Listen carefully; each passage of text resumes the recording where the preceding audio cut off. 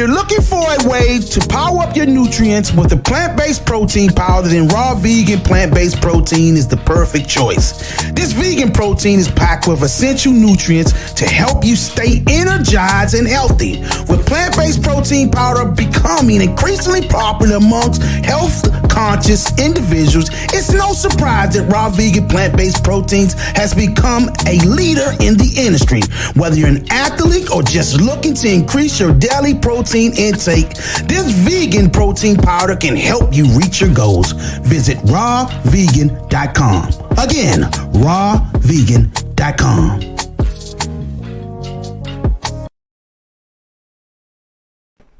Welcome to the Second Wind Sports Media. I'm your host, Rashid Hammond, and alongside... It's your boy, Caesar Fantastic. Well, we have a special guest in the building, ladies and gentlemen. We lost him for a second, and hopefully we can get him back up in there. We have no other than the 1994 Goodwill Games World Champion, light heavyweight champion, that is. No other than Benjamin Mcdowell, ladies and gentlemen. We're going to bring him back in.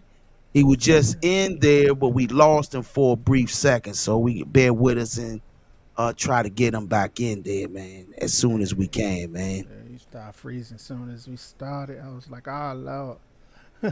Yes, indeed. It's all gravy, man. We going to get Ben back up in there, man. Ben, to give you a brief history of who Ben Mcdowell is. Ben Mcdowell was a fighter from the DMV area, who was on an international level with the boxing in the amateurs. Man, he beat the Cuban in the 1994 Goodwill Games and won the gold medal. He also in 94 was the fighter of the year, USA Boxer of the Year. I mean, the brother joined the military, in the army, and just swept through the international games, man, all over the country, man. So we're waiting to get the champ back up in here, man. Hopefully we can get him in here. I'm gonna reach out to him in a second, man, and see if we can get him back in here. Yeah, man. Hope to get him in here. But yo, on the docket today, we do got pound for pound list coming out. Second Wind Sports Media pound for pound list coming out with those. We're going what else we gonna do? We're gonna talk about the Usyk Fury rematch. Definitely gonna talk about that. We're gonna run over that, and Spence and Fundora has been signed. He was talking. But yeah, we're gonna talk about Spencer Fundora being signed, and I don't know, somewhere in here I'm gonna have my daily Canelo rant. So stay tuned for that.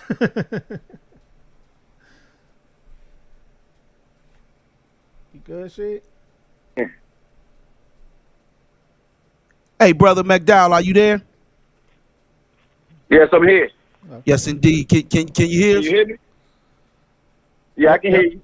Yes, indeed. Cool. Yes, indeed, man. Can you hear me? Yes, indeed. I can hear you. Okay, they can't stop the party, though. Yes, indeed. You hear him, C's? Yeah, I got him. Yes, indeed. We got, ladies and gentlemen, we have no other than the 1994 International Goodwill Game gold medalist, ladies and gentlemen, light heavyweight champion, also the 1994 USA Boxer of the Year. Ladies and gentlemen, we have no other than Benjamin Mcdowell. How's it going, champ? Hey, what's up, Chad? What's up, Ham? My mama, man, how you doing, Sam? My man. Yes, indeed. Everything good. Listen here, man. This brother here is one of the most electrifying personalities in this area, man. I'm trying to tell you, man. I don't care where I see McDowell at. Man, this brother will light the room up instantly with his personality, man.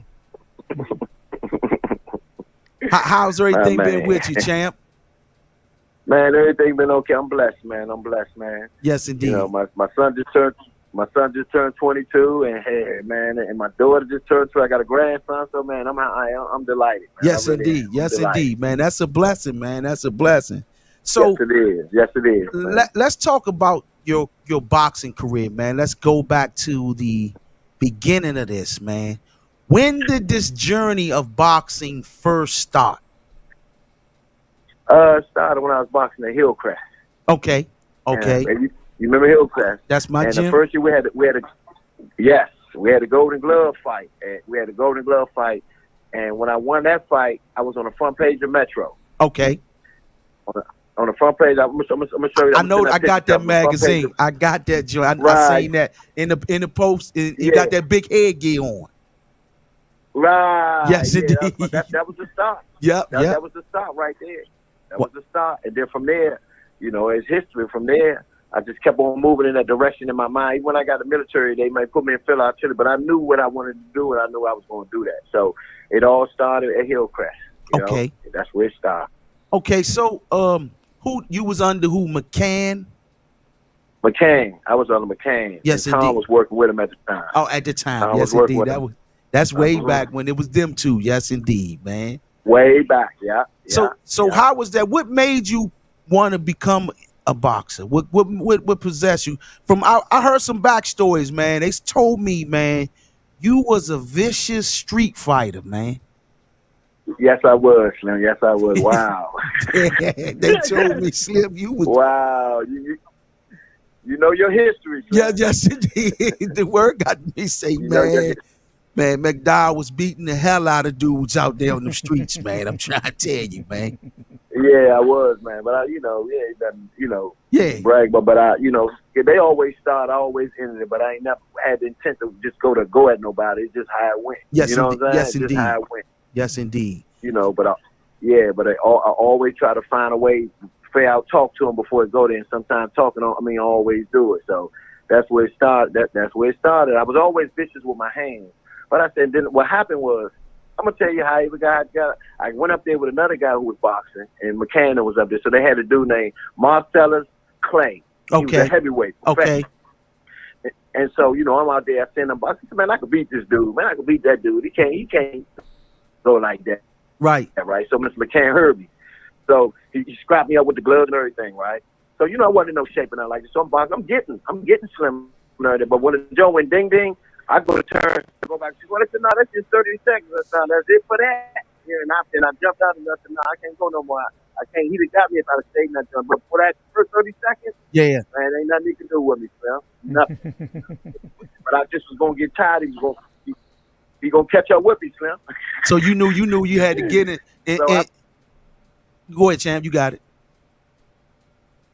Hello? He was already in shape, so I wasn't in no shape. I just was running my mouth. But if I'd have stayed in there past that 30 seconds, I'd have been, he'd be able to have it. But know what? I did go to whole jump, and then after that, they wanted me to go another round. I said, no, I can't do no more. You know what I'm saying? Slim would have got me probably about that second round. But for that whole first round, I was rumbling. I said, man, I can do this. I said, man, all I got to do is equate the fighting into the boxing and learn my discipline and learn how to throw. I can do this. Yes, and that's indeed. when it started. That's when it clicked. So man, That's when it clicked. So how long did you stay around there? Because I know you got a military background. How long was it before that you joined the military? Did you stick around the area? What happened was I graduated in June. Well, people don't even know. I ain't tell my mother. The year before, I was already in the Army already. Oh, dang. I had my date and everything. Dang. I had my date and everything That's to go in. That's Yeah, what's so I up. was already in. I ain't tell my mother till like a couple months I was getting ready to go. I was cutting hair at the time. So I was just trying to kick up my money so I could take some money with me on my way, right? Right. So when I graduated in June, October the 10th, 1990, so I was gone. Wow. I was gone. Good spirit, God wouldn't let me stay around here no more. Because after I left, that's when all started shooting and killing each other. That's when real once I talk. left, I was just gone. That's real talk, man. So yeah, I was gone. So that was the deciding factor for you leaving to just get away from here or try or make a better future for yourself. Yeah. What was the motivation behind Yeah, I joining wanted the to Army? box. Wanted to box, okay. For a brag. Fort Bragg. I was trying to get to Fort Bragg. Okay, that's what I wanted to be at. You knew man. where to go at. You knew where to go at, Joe. Yes, indeed. Yeah. Man, when I tell you some stories, man, it's gonna blow your mind when I tell you some stories how I got to Fort Bragg. Okay. Go ahead and share them with us, brother. Tell me how did you get there, brother? I got there. I'm gonna tell you, I was so you know I was big over Germany and I was getting ready to go to All Army. Okay. My first year All Army came. I got selected by Jesse Burrell, right? So what happened was, so I got orders. They gave me my orders, but my orders was sending me back to Fort Sill, Oklahoma. Slim, I was not trying to go back to no Fort Sill, Oklahoma. The weather terrible. It's just a terrible feeling. Right. There, you know? Yeah. It's not a good feeling. So I'm trying to figure out, man, how I'm gonna get out this joint. So what I did, I went back up to the joint where they cut the orders at. And one of my partners was up there that knew me, right? Yeah. I said, man, I ain't trying to go to this joint. I said, you can't get me down Fort Bragg. He said, man, they don't got no field artillery unit, as far as wings. Yeah. You gotta have fill out. So he said, well, let me check. So when he went and checked, he said, yeah, there's a little unit down there that assists them a little field. He said, I'm gonna see if I can get you. And I said, please, man, please see if you can get me that joint. So because I already had orders to go there. Yeah. I just went up there and see if I could. Man, don't you know? He said, well, I would go to the joint. I'll be over there. Give me these orders. I come over to you. I come see you. I'm gonna see if I can get you in that joint. Man, that dude came back with new orders to go to Fort Bragg. Wow. And was it intended for you to go to the boxing gym after that, how did that go about? Oh, it's crazy, man. Look, when I got to Fort Bragg, I thought, because I lost my first year. Okay. For this dude named Simpkins, right? Okay. And Simpkins, and I know what this dude do because he was fighting with me over in Germany, but he was a manhunt. I was in swim, so I would see him fight. And Simpkins is the type of dude, he wait you out. Okay. He gonna keep up, but he gonna wait till they get about the third round. Then he pick up. Then Okay. he really pick up. So he was really just stopping them. So I know what he could do, but I just forgot when I got in the ring. But the thing of it, we was up at Arizona. That's high altitude. My first year, I went hard trying to keep up with Martinez and all them and burnt myself out. So by the time I got to the fight, I beat him every round. He turned it on about 30 seconds. Don't you tell you? And he had me in the corner and I couldn't get out. of it. Then the dude stopped the fight, right? So I had no more than about 10 seconds left. Right. Don't you know that nobody ever said nothing about that fight? You know how people see nobody ever said nothing about that fight. But next year, I had him on my mark. I'm a spotter. I said, wait till I spot this dude next year, right? Yeah. Mm-hmm. Man, don't you know I spotted that dude next year about the middle of that fight. He said, Coach, man, get me out this joint, man. I can't do it. When I tell you, my man Pappy Wash down in Florida, shout out to him. He always, when he see me, we was at the Hall of Fame, John. He said, Ben, I always consider you Bruce Lee. Right. And the way you fight without kicking, man. He could not hit me, man. When I tell you, I mean, I was ain't nothing to do. He punched me through. I smacked down, move, man. About 30 seconds, he said, man, Jesse, get me out this joint, son. Damn, he punished you like that. Was 94. Man, another dude I hit him with a 1-2 down the pipe, Slim. He was on the ground there. I messed up his eye socket. Man, I ain't mean to do that shit. I ain't mean to do that stuff. But I was focused. I was focused. I was hearing people say, Ben gonna win the Goodwill games this year. So he's gonna win all of it. Real talk. I won everything. And the funny thing, when I got to Fort Bragg, I only processed him for 2 days. They wanted me to go to Golden Glove in Charlotte because they replaced the number one dude because he couldn't go. Actually, he did go, and I fought him and beat the number one guy that was at 78. Damn, that's Morton, what's up. Herman Morton, that was my man. Damn. And look, when I came back, I never had a chance to end process again. So when I got to Fort Bragg, I didn't go to the unit. I went straight to the boxing birds. That's why I started out at. That's why I ended up at. I ain't never go to the unit ever. Once they already knew they had him one. Right, they knew they had him one. They knew they had him one. I always say, we got us enough. Yeah. We got us a winner right here. We keeping him right here. Yeah. So when I was getting ready to end process, when I went to end process, to do re-enlist because I was going to be there. Because don't you know they say you ain't even out computers? That's crazy. Yeah, but you fighting everywhere. That's crazy. Everything. Everybody see me every day. I was still getting paid and all that. Yeah. How you do that? You're not even out computers, man. That's crazy. The whole time I said, ain't that crazy, man? That's crazy, Slim. Crazy. Hey, I'm going to pass it on to my partner, C's, man. He going to ask you a few questions. All right, so, man. You can't see me, Slim. I want you to see me, man. It's all good, man. It's all good. So, Now, how did being in the Army influence and shape your boxing career? Well, it's the most thing about the military is the discipline.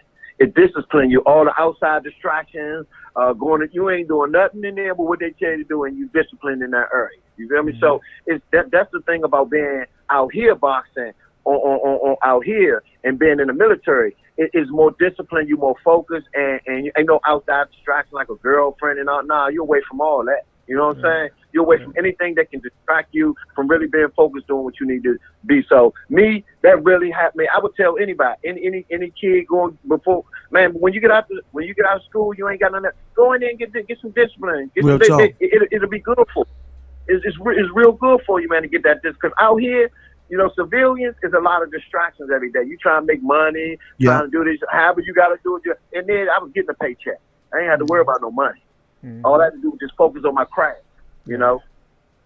How did you prepare mentally? I always prepared through my training. You know, through my training, I already knew how to fight. It's just you gotta understand the system, and once you get the system and how to learn the system, you can work within that system. You know what I'm saying? Yeah. Whatever system, because every system is different. Like I told him, international is a totally different system. If you don't know the system, you're gonna be discouraged. It's going to discourage you. It's going to discourage you. But that's what kept me focused.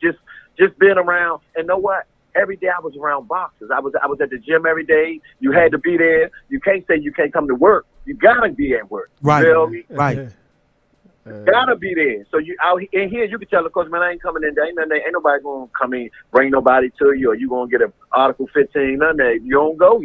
Yeah. You know.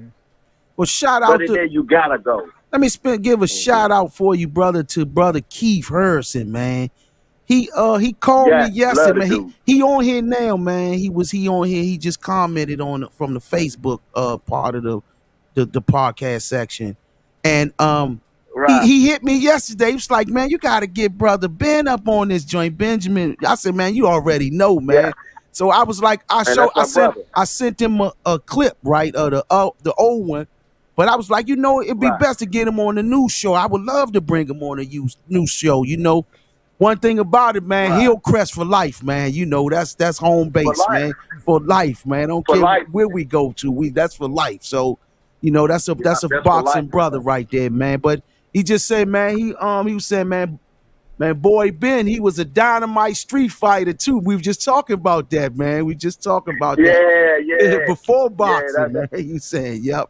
My brother from another mother, man. Yes, indeed. That's my brother, man. That's my brother. I know him and his brother since anybody bothered him, ask me. I'm coming. They coming to get me. That's right. That's right, man. They always come get there. Man. We were having a problem. Man, Keith's a good brother, man. Good down to earth brother. Always been, man. Keith in the Hall of Fame. Yeah, I know. Keith was in the Hall of Fame for sure, man. Yes, indeed, man. Yes, indeed, man. Yeah, Keith was a good brother, man. Good fighter too, man. I remember Keith back in the day. Keith would drop them right hands, man. Behind me. Yes, indeed, he came man. Behind me. That's my soldier. He saw me do it. He said, I'm gonna do it too. They looked up to me back in the day, so I had to be an example to them. Yes, indeed, man. Shout out to Keith, man. He up on here, man, so he can hear you. I love you, Slim. Yes, indeed, he can hear you, champ. I love you, Slim. I love you, Keith. Yes, indeed. So give it back to C's, brother. All right. Now, in '94, hit me. In '94, after you beat Vega, you said it was your biggest win, and that you was the underdog, and you liked being the underdog. Describe that mentality and that mindset. Well, it's like when people focus attention on a little more pressure, then nobody really knowing who you are. You know what I'm saying? So he had the pressure. I didn't. I just I was like, man, I'm just gonna be focused. I'm gonna do what I got. I'm gonna do what I got to do. I know I can do this, and I ain't got no attention on me doing it like he did. When you out there and people know your name, they looking forward to saying you gotta live up to that. So they didn't know what I could do till I surprised them, and once I surprised them and did it, I had to kind of live up to it once they see me. So it was real easy to just stand low and just stand, stay low and stay out the spot for a minute. And then when you need to show yourself, let it be shown. Let them see. You know, so it's always responsibility. Anytime you're a leader, anytime you're a person that people personify. You gotta have that type of character, and you gotta live up to that. And at the time I didn't have to, so it wasn't a lot of pressure. And what fight would you say was your favorite? What fight would you say was your favorite win? Would it be that one, and why?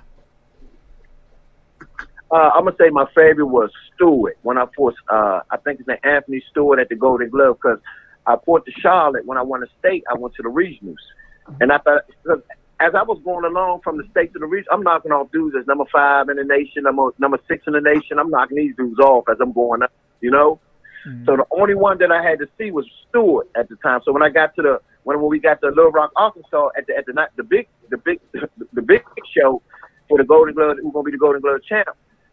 When I fought him, man, I don't even remember even getting hit. I guess he told some people too, man. I don't even remember hitting McDowell, man. I can't hit him.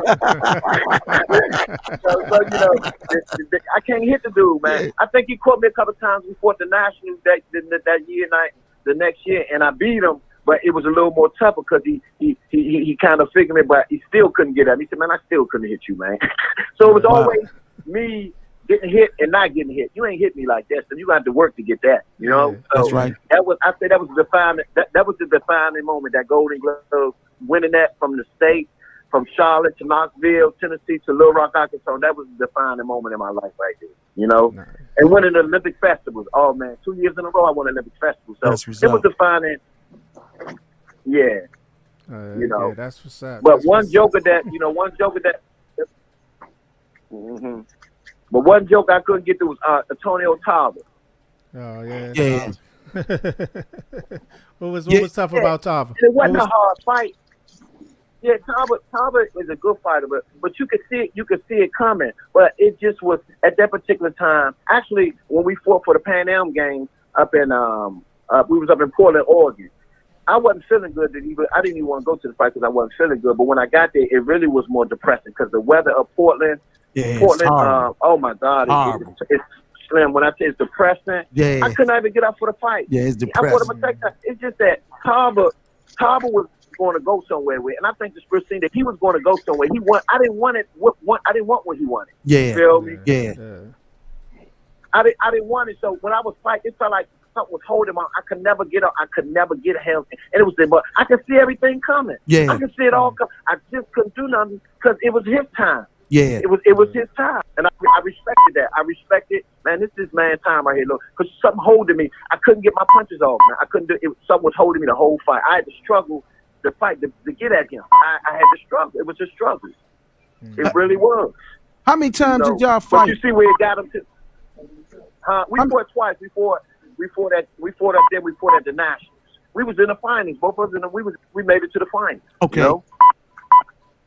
And I fought him again. It's just I couldn't. And Sugar Ray was there, but I'm trying to show myself with Ray there. Ray was there. Ray Charles, Sugar Ray Leonard was there. Yeah. Real. Man, I couldn't throw. Everything felt like a brick. My arms, I couldn't throw that field. Everything felt heavy both times. When I was fighting, I couldn't get him. My body wouldn't respond. It really couldn't. Yeah. Can you hear me? Yeah, I can hear you. So, what y'all fought? You saw how many times y'all fight? We fought twice. We fought up Portland. We fought up there at the Pan Am game. Okay. And we fought again at the Nationals. Hey, and did you and both of them times, man? You and Ronald Sims also fought each other too, didn't you? Yeah, I beat him at the inner service when you fight the Air Force name in the rings. I beat him there. Yes, indeed. But when we got, I thought they robbed me at the Olympic trials. I thought I got robbed because everybody said I beat him. He was saying I beat him. Yeah. That sounds like something Ronald would say. He a straightforward type of brother, a humble man. dude, man. Yes, indeed. Man, Hometown. He from here too. Dude, he from home too. He from DC He's too. Strong. I mean, Ronald is strong. Yeah, Ronald's I didn't know strong. how hard Ronald could hit when we fought the Russians. Yeah. We fought the Russians in Camp Lejeune. That was the last fight. It was on Wild World Sports. That was the last fight, but they stopped having amateur fights. That was the last fight. We fought the Russians. And I was up there and I sparred him. And I said, I told Erg fought him. What's Erg's last name? Erg Wright. You always have problems. Right. I remember Irk. Yeah, I remember Irk. Yes, indeed. You always have problems with Irk. Right. And I told Wright, I said, Irk, man, how you be this? He said, man, he's strong, but he coming. I ain't know he was that strong until they caught me one time. Yeah. I said, man, I can't get in. He was, and see, I wasn't lifting weights like that. I didn't want to lift weights because I didn't want it to slow me down. I naturally got my weight up by push-ups, set-ups, because that's what we did in the military. You had to do that. Yeah, you had to do it. So most definitely. But I didn't want to do weights because I didn't want to slow my punches up. But eventually it slowed up because my arms started getting heavy doing the push-ups. So either way, but I just think people that lift weights and do it in a controlled environment and do it in an intelligent way is get much stronger than the person that don't do that, especially if they quit. Yes, you know. Indeed. You got to see. But I thought I beat him at the end. I thought I beat him. If I'd have got through him, I'd have been in the finals. Man, who were some of your boxing role models? People you looked up to or like to watch coming up? Well, Ali. Ali was really that's who got me in. I had his style. I had everything he had. As far as the tools, I use his method, sticking moves, method style. It's not no slugger. If I got to, I will. But if I don't got to, I'm gonna go this way. So my Ali, and then later on, I looked at Sugar Ray Robinson, who was really who everybody looked up to, and I really took a liking to Sugar Ray Robinson. Even though I never get to that level where he was at, I just wasn't that focused like they were once they turned pro. I didn't love it like they did. It wasn't a love of just getting through my chart, and once I get past this, I move on to something else. So it was never something that was going to stick to me for the rest of my life. I'm being a gym, want to be a coach. I never aspired to be a coach. I was going to ask you what drove your decision to go pro. Yeah. I went pro because, from pressing me, I had certain people say, man, go pro, see how it is. But I already knew that I really wasn't going to be a good pro because I wasn't a southpaw. I wasn't a naturally southpaw. I switched to be a southpaw. You understand? So orthodox, I needed to be in pro because I got to get that right. Got to get it. That right got to get him up out of there. I know that's going to get him out of there. But by me switching over for amateur with the speed and everything, by me have to switch back over, I'm going to have to start at the beginning and start all over again, actually, if I got to go orthodox, because I get hit more orthodox than I do southpaw.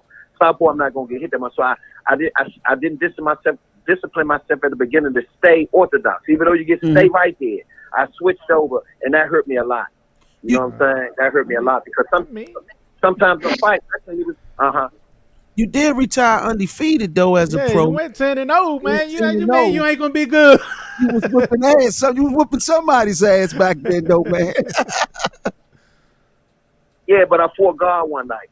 I got you. I fought this dude, man. He was an old dude, had gray hair. Oh, I think I'm gonna knock this dude out. Right. Man, I fought God that night, Slim. He did I ain't never seen nothing like that before. I won the fight, but it was only because I kept the amateur going and I just moved. I wasn't fighting pro. Like even Ray Charles said, I wasn't fighting pro. I was still fighting amateur. It's not going to get with you so far. Okay, I get what you're saying. I got to get him out with that right. I know what my right can do, and and it was going to be a disservice to people keep on going, knowing I'm not fighting the way I need to fight. So that's why I don't want to cheat the sport. I don't want to cheat the sport. You saying that is a similar reason for me not continuing on too. I knew I'm not going to disrespect my beloved sport if I'm not all the way in it 100%. If I can't give it 100%, I'm not even going to play with boxing, just don't get enough. Exactly. So, it's a few people who understand that because to them, they might be average fighters.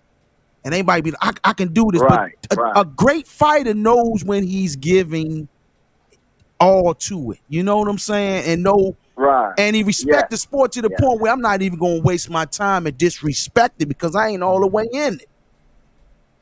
And that was me, 1 foot in, 1 foot out. Because I ain't love it like I seen as well. Keith probably loved it more than me. For real, all of them probably love the game more. I just did it because I could do it. I didn't want to squander my gift. I dig it. Yep. I didn't want to squander it, but at the same time, this not my pro is a little more different than amateur. You got a lot of you got tigers, lions. Yeah, real talk. I can't keep up with all that with the type of heart I got. Yeah, yes indeed. The type of heart I got, that's not me. Yes, indeed. That's not me. So that's why I didn't want to cheat the sport, man. I love the sport too much to cheat. I seen people like Ray Leonard and all of them how they put. if I ain't gonna put it in like that, yeah, me too. That's what I was saying. I was saying the same thing, brother. Same thing. Yeah, let it ride. Let it ride. Got it, see. I got 2 more questions, man. Who's some of the fighters you like to watch now? I like little Tank. I like Tank. Okay. I like Tank because Tank backs up. Tank, he a little Tyson. Yeah. You know what I'm saying? I like Crawford because Crawford backs up. He backed up what he said, but I was disappointed in my man who he fought. What's his name? The one he beat. Everybody thought he was going to beat him. Spence. Yeah. Spence. Mm-hmm. At the same time, I knew in back of my mind, being a boxer, is that this dude just got a vicious car crash. Yeah, real talk. And it's gonna take some time for him to really get back. He wasn't the same no more if he got in an accident. He wasn't the same no more. People think he wasn't the same. You talk to the doctor. When he got in the ring, I could see him off. And the doctor said the same thing I said. I said, man, Slim off. Yeah, he off. He was. He ain't gonna beat Crawford. He ain't gonna beat Crawford. Crawford locked in loaded. Yes, he did. He can get you out there with the left or the right. He can get you out there. He playing. Yeah, man. My biggest regret, if you want to know, is that I didn't discipline. When you first go in that gym, the first thing you do, if you don't do nothing else, you're gonna learn. You gotta tie up your right hand and start working your left hand, so you can open that side of your brain up. You got to open that side of your. That's why like Kyrie Irving and people like that can ambidextrous. You can use both of them. Man, you use both sides of your brain. And I tell every boxer that if you go in the gym, lock that right up and start using your left till it wake up. It got to wake up because it ain't woke. We don't ever use it. We got to use it. We always use our. Yeah, we always, man. When you're an ambidextrous fighter, you're a dangerous fighter. Yeah, you a vicious joker. Yeah, you vicious. You're a vicious fighter. And that was Sugar Ray Leonard. Not Sugar Ray Leonard, but Sugar Ray Robinson. Sugar Ray Robinson. With either hand. Either one. Yes, he did. He could knock you out with either hand. Real talk. Everything was tuned. Everything was locked in. Everything was tuned. It was like ultra instinct. He knew when to throw it, when to time in. Boom, man, I ain't never seen nothing like that. And then when Ray come along, he did the same thing, but none of them was like Sugar Ray Robinson. I don't care what nobody. Ray Robinson, bad joker, man.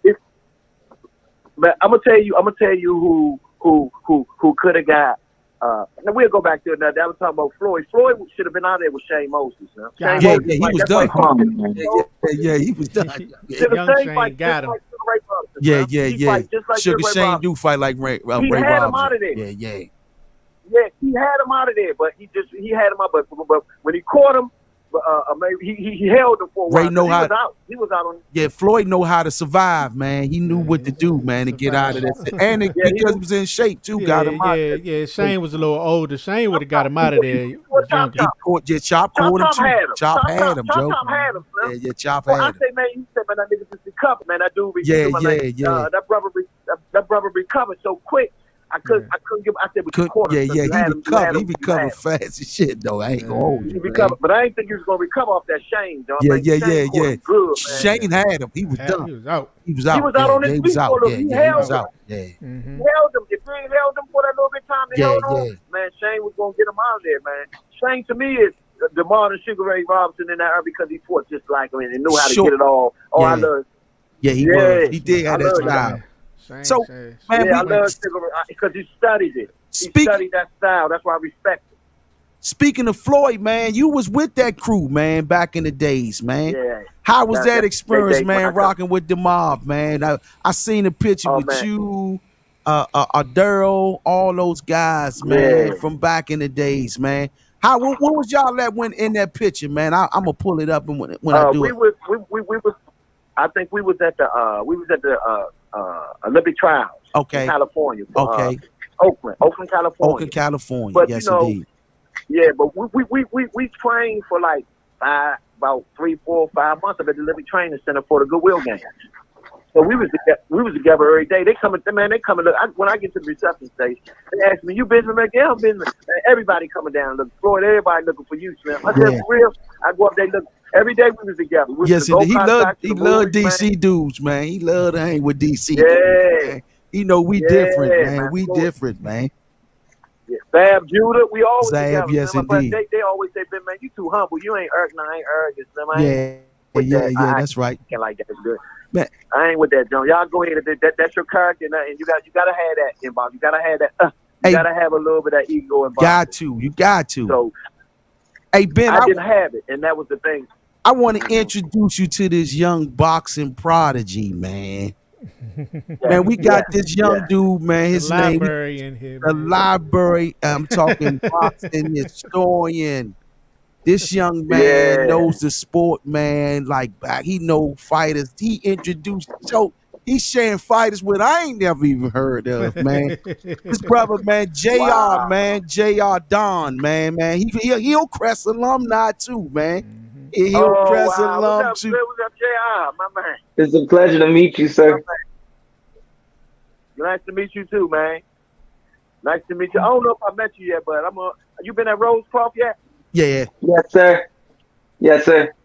I ain't missed you yet because I've been in a couple of fights, but we're going to run into each other when the fight. Yes, sir. I'm going to kick it with you. Yeah, you probably remember me, my dad, my uncle Nesto. You probably done seen us a few times. Oh, yeah. Yeah, I remember Slim. Yeah, I heard about him. Yeah, Slim, he's promising. He's promising, man. He's promising. Yes, indeed, man. Yeah. I'm definitely, man. We win the next Golden Gloves or whatever they have up Rosecroft.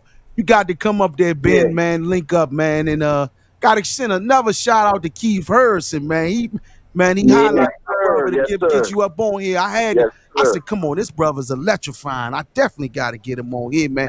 But this one question I got to ask you, I cannot let this skip by us before we end this. What was that experience like in 1994? Becoming the gold medalist Pan Am game winner. I mean, the gold medalist Goodwill game winner. When they called your name and the new 1994 Goodwill game world champion, what was going through your head when you heard that?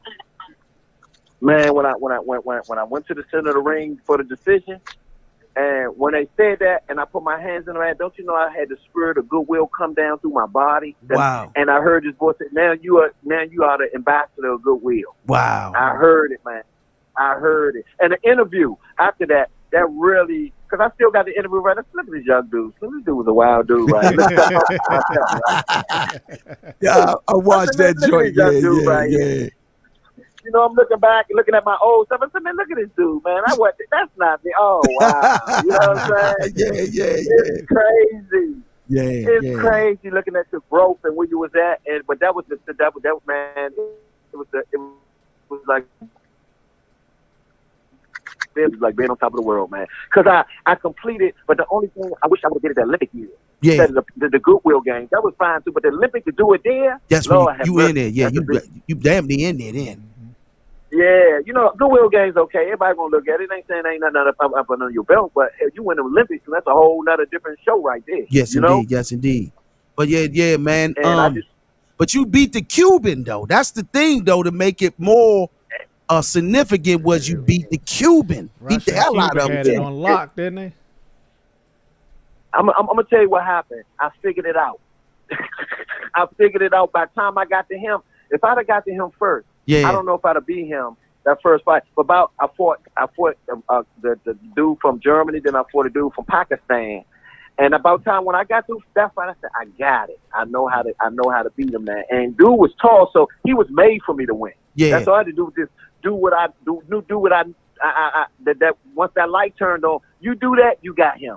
So I would preserve myself. Boom, boom, boom, bam. Right. Boom, boom, boom, bam. Right. And okay. I was just catching it when I could. Yeah, you know, I couldn't go all out like I hit just boxing, shoot jabs, and they're not gonna count none of that. Yeah. So you just could be in there doing all that you want to do. You're gonna be discouraged because they're not counting none of that stuff. So I figured it out, and every time I threw that bomb, 2, 3, I said, I got him now. I got him now. Man, shout out to brother Jermaine Fields, man, just came on here saying, "What's up, Benjamin?" Wow. Oh man, that's my man. I love to do. We still see each other now. We chop it up. That's my brother. Yes, indeed, that's man. My brother. And you know what people don't understand about Phil? Phil was with me up at the Golden Glove. He had made it up there too, over to the Golden Glove. Yes, and indeed. he had just had an ear infection. He just had surgery, something like that. And for him to keep moving it, man, I take my hat up. That he's one of my heroes. He don't know it, but I look up that man because he had the Field brothers. Remember back in the day? Yes, it's Field brothers. Yes, brothers? Indeed, most definitely. Most definitely. My God, yes, so they was vicious back in the day. You don't know about the Field brothers. The Field brothers. They clean house, man. Clean house. Yes, indeed, man. Yeah. So Phil, I always had. He don't know that, but I always looked up to Phil and his brother, and I always when we were together at the Golden Glove, because I would talk to him, man, you gonna win it, don't you can do it. I look up to you, so I really had a really love for Phil, man, and he went through a lot of things, and still was finding his way through the sport when he was fighting, and I take my hat off to that dude. Yes, man, indeed, man. Jermaine, the real deal, man. He Jermaine been on the international level for a long time. Oh, no man. doubt. Yeah, for a long time, man. He been winning nationals since he was a kid, man. I'm talking like go back Jermaine and his brothers. Yeah, the brothers, all of them is vision, man. Yeah. Oh my God. Yes, indeed. And that's what gave me more motivation. That's what gave me more when I was at Hillcrest. Feel them. You feel, man? They can do it, man. I took my head off that dude, man. For real. He came a long way, man, and if he hit you, if he catch you right, you ain't getting up. I see. And for him to be like a taller fighter, man, he had a hell of a body attack, man. Jermaine will rip your body in half. I'm trying to tell you. Oh my God. Yeah, man. Oh my God. I told you I love the dude. I ain't saying I love that dude. Southpaw too, man. Southpaw. Vicious, man. Vicious, Joe. Vicious. Yes, indeed. That was my man. And like I said, we see him in about a couple of days. Yes. We're going to see each other. So I try to stay up in with him. When I see Phil, I try to keep up with him, and we talk, and we always kick it. And, I missed the last, I came to the first, the one that they just had. I was at Rose Clark for one of them, and I think I kicked it with the brother. And then I ain't get to go to the second one. He was there because I had some company, I had some going on. But I ain't missing too many more after this conversation. Yes, indeed, man. Me too, man. I'm gonna start coming to the amateur fights too, man, and start seeing. They got some pro fights coming up too, man. You should come up too, man. I'm going to. I'm going to. Yeah. And Raymond, I gotta say this, Ray. I call you Ray. It's all good, Ray. Ray, I gotta tell you something. I love you, Slim. I love your personality. This Rashid. We clicked when we first met. This Rashid, man. Ray used to be my partner. He's still my partner, man, for life. Oh no, yeah. I know your name. I know your name, Rashad. I just put the R-A, but I go ahead. Oh, you go Ray. I got you. Because Ray used to be on here too. Yeah. Yes, indeed. We had a Ray too. Yeah. Right, but I love you too, brother. I love you too, man. Yes, man. I love you, Slim. I told you it was dark when I seen you that night. I ain't know, but I said, I know that dude right there. And then we never met. But man, I take my hat off to you. I wish you all the success, and anything that I do can do to contribbe to your success. I'm here to do it. Anytime. We did meet years ago. You don't remember this? You was in Colorado, spring. I was on the JO. JO Olympics. The Junior Olympics was the box off was up there, and I was up there training with the JO squad. And I introduced myself to you. Yeah. No, I think it'll come back. It was in '94, man. It was '94. Yep. And I had met you. I think I remember. I have an idea. Yes, indeed. Because I know when I know this dude. Yeah. We met in Colorado, man. The JO squad was up there. Okay. Y'all was training, and then we was training doing our thing, getting ready for Ireland. So. Yes, I got you. I see. Yes, you were. Yes, indeed, man. Yes, indeed. It's coming back. Hey, listen, brother. But man, I love you. Love you too, man. I thank you for showing up on here, man, and giving a jewel. Man, you know I'm upset, man. I ain't get on and show my face. I know, man. I wanted to get you on the air, man, and let the people see who you are, so they know who you are when in the building. But what I'm gonna do is, when I edit this and put it on the DMV Boxing Legend. I'm gonna put your pictures and put some of the pictures of you on the joint so everybody know when they see you, they know who you are, man. Because this whole thing is about showing the youth, man, some of these gladiators that did it on that higher level, to know when you see these guys at the fight, you can learn something from these. I'm talking about guys like yourself, guys like Jermaine, Keith Harrison, guys like Clarence Vincent, and many others. You see these guys that we bring on this air. You need to go ask these guys some questions, young fighters, because these dudes been fighting amongst the best. Yes, I got to give a shout out to Eldon Woodland. You remember Eldon Woodland. Yes, indeed. Yes, Eldon indeed. Woodland. Eldon Woodland. Matter of fact, he the one. That's how I really got on through Eldon Woodland. Okay. We was together training. He was over Swiper. He was a sergeant major in Swiper. He the one got me started over there. Yes, indeed. So yes, that's indeed. who really is that's my backbone, Eldon Woodland. I love to do his father. You know about his father and all. Yes, indeed. Yes, indeed. Yeah. Bitches, Mark Pringle and all Mark them. Pringle. Mark Pringle, yes, all them. Damn. All them. Damn. Yes, Antonio, I forgot Antonio last. All of them, man. All of them was an inspiration to me coming in. Daryl Coley. Yes, indeed. Keith Holmes. I seen them battle it out. Yeah. And then all them dudes, man, it gave me some, Mark Johnson. Mark Johnson. Sean Bay, Mitchell. All them dudes. Sean Bay, what's my man, little Sean Johnson. Sean Johnson. Yes, indeed. Man, yeah, all them, man, was an inspiration in my life, man. To Sean Johnson kept in Living Fast. When he come out there, my hands be hurting. All I said, do you be balling your fist up the whole time you fighting? Yeah, loosen it up, let it go when you get ready to hit the dude. Don't hold that like that the whole time you fighting. You're going to be cramped up. Yeah. After that day, I told him he'll tell anybody. Ben told me how to use them Jones, man, without holding it so tight. Tight, it hurt your hands. It was an inspiration to all of us. That's what's up, man. We all learn from each other, Joe. Yeah. Yeah, you don't hold your hands the whole time you fighting fists real tight like that. You only do it on impact when you get ready to do this. That's when you close it up. Yeah, you can't hold it like that.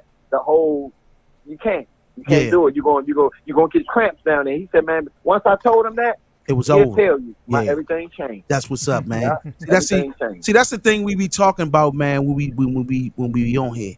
It's a brotherhood, man. Mm-hmm. Everybody learn from each other, man. Everybody got tricks of the trade on their own level, and we all grow from it, man. That's why the best be around the best, because you learn from the best and become the best. I learned from them. I learned from all them dudes, man. So everybody that I've ever boxed with, everybody's with, man. I learned something from everybody. James McAllister, he won. Yes, we indeed. Spar, all that. So I learned a lot. He said, Ben, look, man, do this for me. I said, because one time we spar, right, me and James, right? Yeah. James said, man, could you please stop smacking me? And I'd rather you just punch me, man. I was man, James. With the jab, yes, right? indeed. He can't tell you. James said, I'm not smacking with that jab. He said, man, I'd rather you just punch me, man. I feel like a woman, you keep smacking me around, and I want to save my small part. Yes, indeed.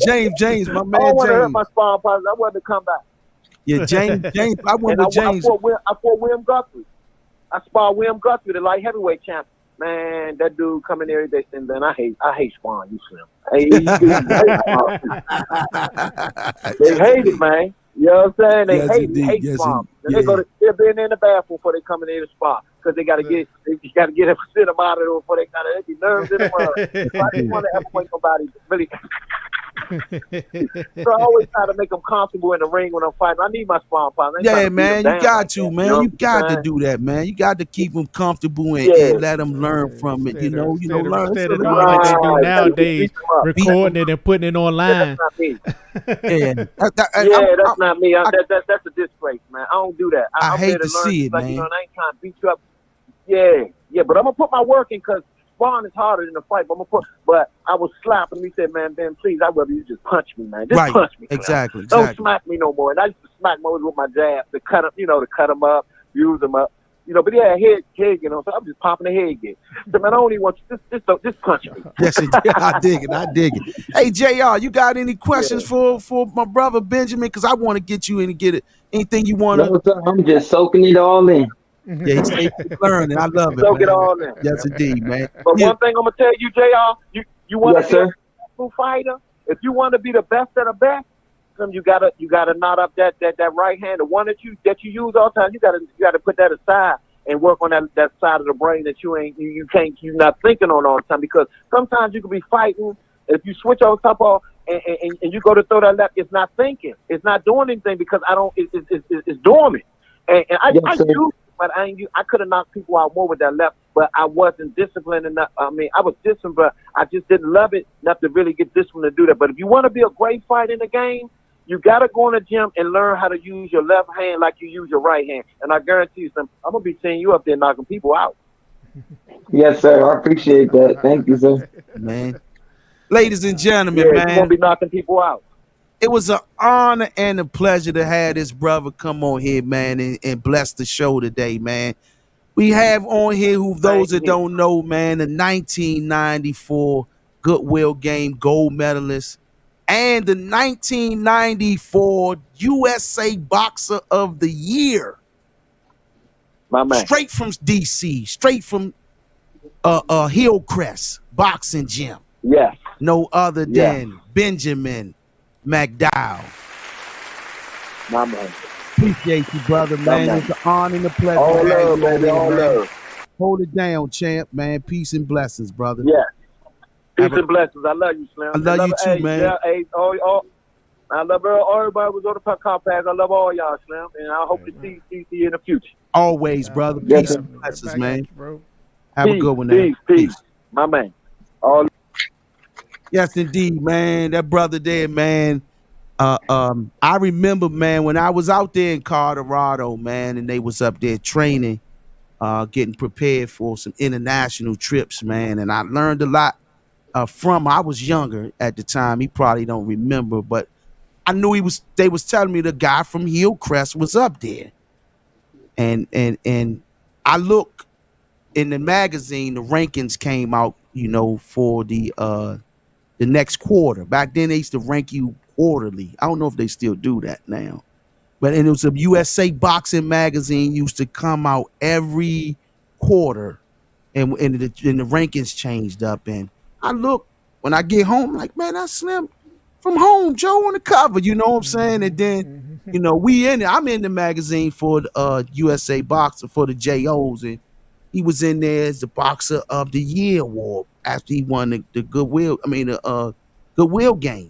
Mm-hmm. It's a big deal because couldn't nobody beat the Cubans at the damn time, man. And he was successful on defeating that Cuban, man. Big joker, man. And him and Tarver used to have some wars, man. Antonio Tarver, they used to go at it. And like he mentioned also, the brother Ronald Sims, DC native as well from the area.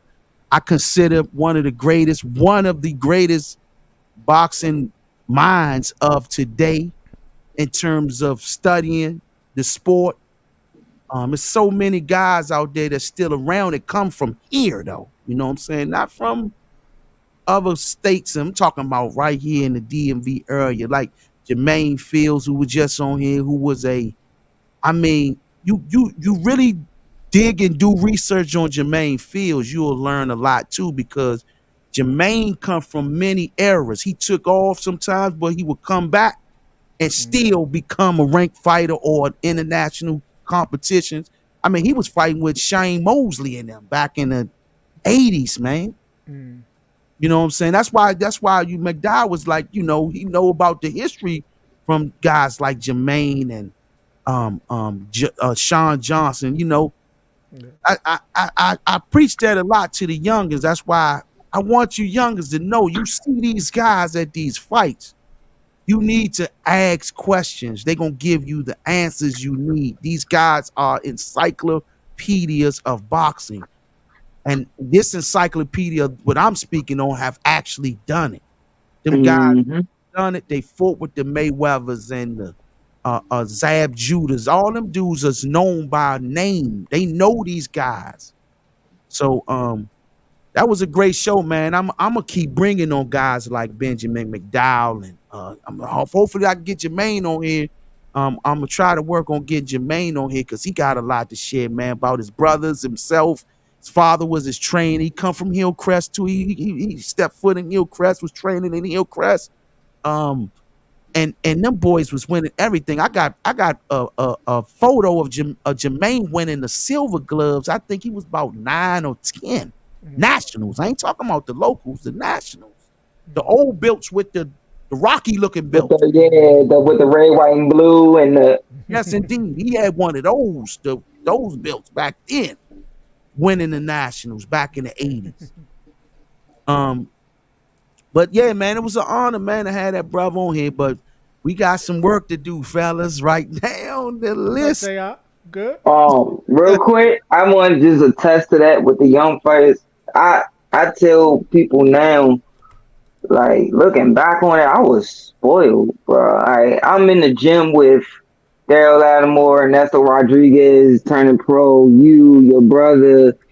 Um, the list will just go on. Then I'm going into the gym. Some years go by, and I'm in there with Daryl Coley, Ty Barnett, um, James Baker, Ernesto Rodriguez. At the time, it's 5-4-0, 5-0, and they would stop their workout just so I could ask them a question. Like I will ask them, "What is that you're doing?" And they'll stop their whole workout. I'll be on the bag next to them. And you remember when they was at Gold's Gym, like the ring was right there. You had like 6 bags, and then that one speed bag in the corner. Like we're on the bags here. You got Daryl Cole, you got Todd Barnett, his cousin, Brian, myself, and I'm like, Mr. Daryl, why instead of doing this, you do this? He said, I could relax. I could sit there, pick this. He giving me this. And I found out later reason why was because I was 9, acting like I was 13. Like I threw my punches older than what I was, and I wasn't just running around in there. I was actually trying to mimic everything they were doing. Like they did sit-ups, I wanted to do sit-ups, man. Stuff like that. But even with guys like James Baker, it's pros. I'm not going to say their names because some of them train certain fighters today, and they may take it personal. But I remember certain fighters, I wouldn't be at the gym. I may be in school or I may be sick or whatever. And they'll ask my dad, your son coming today? My dad be like, nah, he got a midterm. Or he got residency or whatever. They say, oh, okay. He going to be here tomorrow. Yeah, he may be here tomorrow. He said, yeah, I don't mind telling your son to teach your son anything because I know he going to listen. Right. He going to try it. He going to at least try it and see can he put that in his game. See can he adjust this or do that. He going to take some and put his flavor to it. Right. And I don't understand, like it's so many things that I could just say this one name right here that really was huge and developing, like I wouldn't say development, I was saying fine tuning my style. I call him Uncle Hove. His name is James Baker. Oh yeah, James was a true man. James Baker would be in there and he would just watch me. Herb Martin, who was with the Olympic team, who's the Olympic team coach, just watching me and then would want to show me stuff. And then Baker would watch me. He'd be like, man, you said something? What are you supposed to do when you go to school? I was working on working the ropes, like put some type of seat on it and bounce off or whatever, leverage or whatever. He said, how you supposed to be on the rope? I said, I want to be on the ball of my back foot. I don't want to square off and get hit with no bull. And he was like, exactly. So as I'm coming, then he said, you about to spar, right? I said, yeah, I just finished shower bar. So he said, yeah, I'm going to watch you. Bell ring. And one of my pet peeves was I would go too fast. I would start doing everything I could possibly think of. I ain't gave you the pro and top amateur I was sparring. I did every trick I know. Yeah. And he said, he let the whole, he didn't say nothing. He just watching. He was like, good, He said, Don, can I say something to him? He said, yeah, James, go ahead. He said, yeah, Baker, go ahead. He said, shorty, you can fight. He said, but why are you doing so much so soon? I said, what you mean? Like, am I throwing too many punches? He said, nah. He said, you came out. You was moving your head. You saw faint walking doors. He said, settle down. He said, you moving your head so soon. That's cool. Like, at least you're not too lazy to bend your knees or move your head. But he said, settle down. Pick your shots first. Start picking.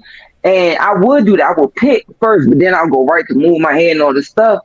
Because my dad used to teach me, man, pick and see what type of power you dealing with as soon as the bell rings. But Baker was like, pick, catch. Because then you go, oh, he's smart. He's not just going to fall for any trick I throw at him. He's like, slow it down. And I started slowing it down and it smoothed my anxiety out the first couple rounds. It did it was so many things that even another guy I can mention, Raymond Bubbles Jackson and Lamont Bay Pearson. Lamont, yes indeed. I was like 17. I sparred a grown man. So I'm out boxing him, but of course, because I'm 17 and he had 30 pounds on me, his punch is a little bit more oomph on it. Yeah. My baby Pierce, can I come back to the corner? He said, Don, I say something to him, man. He grabbed me by the head and he said, Junior, you box beautifully, man. You just too young. Don't worry about it. Get out the ring. Yeah. And I was like, yes, sir. He said, don't worry. Sit there and lean on that back. Listen, I pull it. Teach me little stuff. And then he got mad at the dude.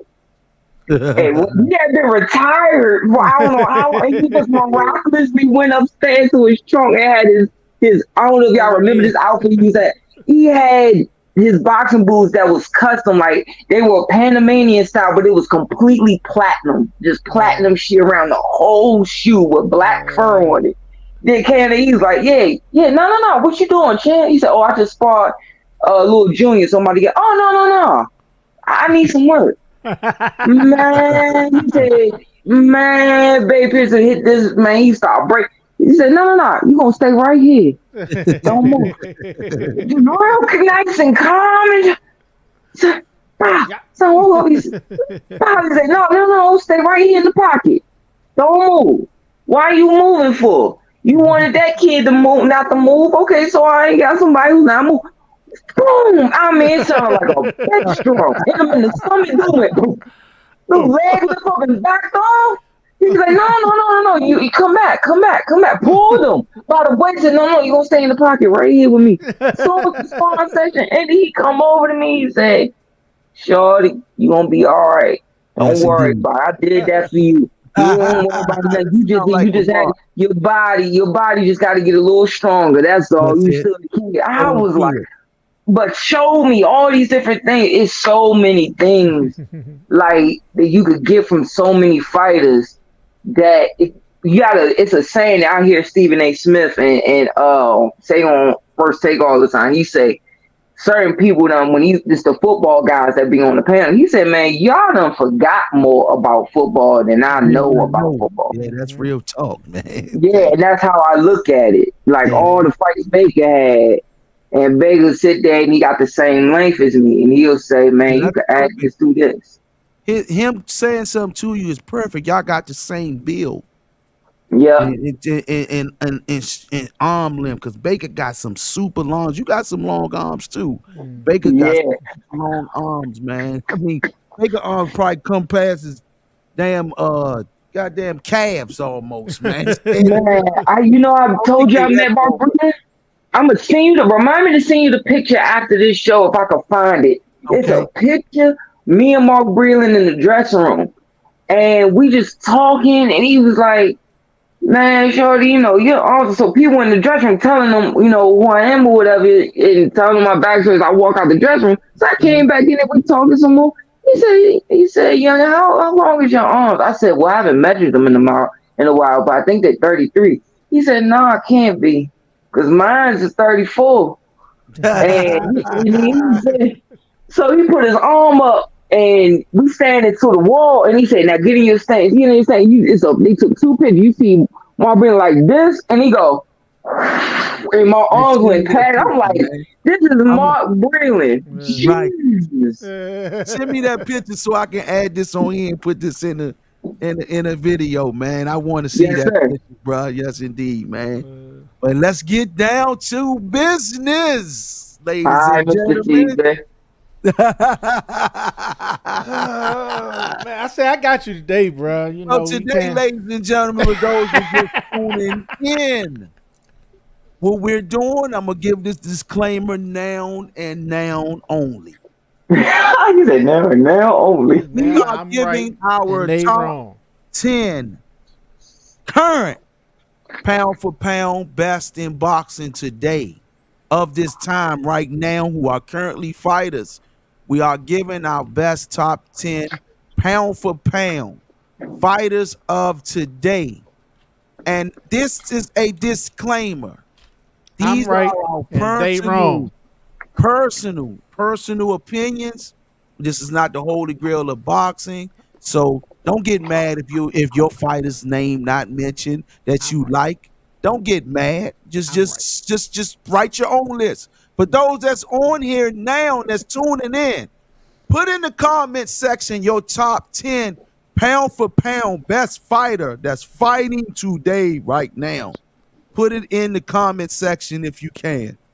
Your top 10 list of pound for pound, starting from 9 all the way up to, starting from 10 all the way up to 1. Please put it in the comment section. Your top 10 best pound for pound fighter today, currently fighting right now. So we're going to start off with Caesar. You got that little tick. You hear a little tick? Yeah, I hear it. Can you hear me? Can y'all hear me? Yeah, I hear you. It's like a little tick going on. There you go. On your side. It's on his side. It's something on your joint. Oh, did it came back? Nah, I muted him. Oh, That's what I what wanted it to see. is. Is it the phone?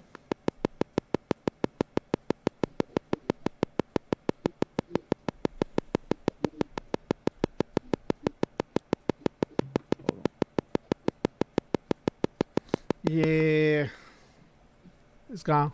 Yeah, I don't know what it was. Something was going on with my roadcaster, man. Apologize for that, ladies and gentlemen. Okay. I don't know what that was about, man, but yeah, All right. it's weird. Okay, number 10. Right. I want to get the right answers first. It's cool. Siege, your number 10. Number 10, I'm going Shakur. Shakur Stevenson, number 10. Shakur on number 10. Yeah, it's more resume with Shakur. He ain't had the big fights yet, like the real big fights, like some of the dudes on top of him have. So yeah, 10 gonna be Shakur for me. Brother JR, your number 10. Number 10 for me. I will put Jesus. Now that it's 5 more slots, it's going to be a little bit more difficult. So I'm trying to, the more typical names, it's going to get easier as I go higher. So the lower part is going to be more difficult. Why it got to be current? All right. I hate the current. I got an upper hand on you today. At least it's current. You always get me with the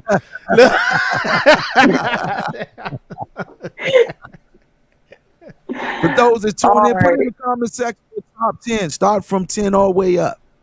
Go ahead, brother JR. Right. Bam Rodriguez. Yeah, Bam is, oh my God, that kid is. Nice. Bam, sharp. The way I got to look at it, I got to just throw names out because the thing that bothers me when I do top 10 is like, oh, you got that person at this number instead of this number. When really, if you look at it, they still on that list. Like, yeah, now, if you in the top 10, you yeah.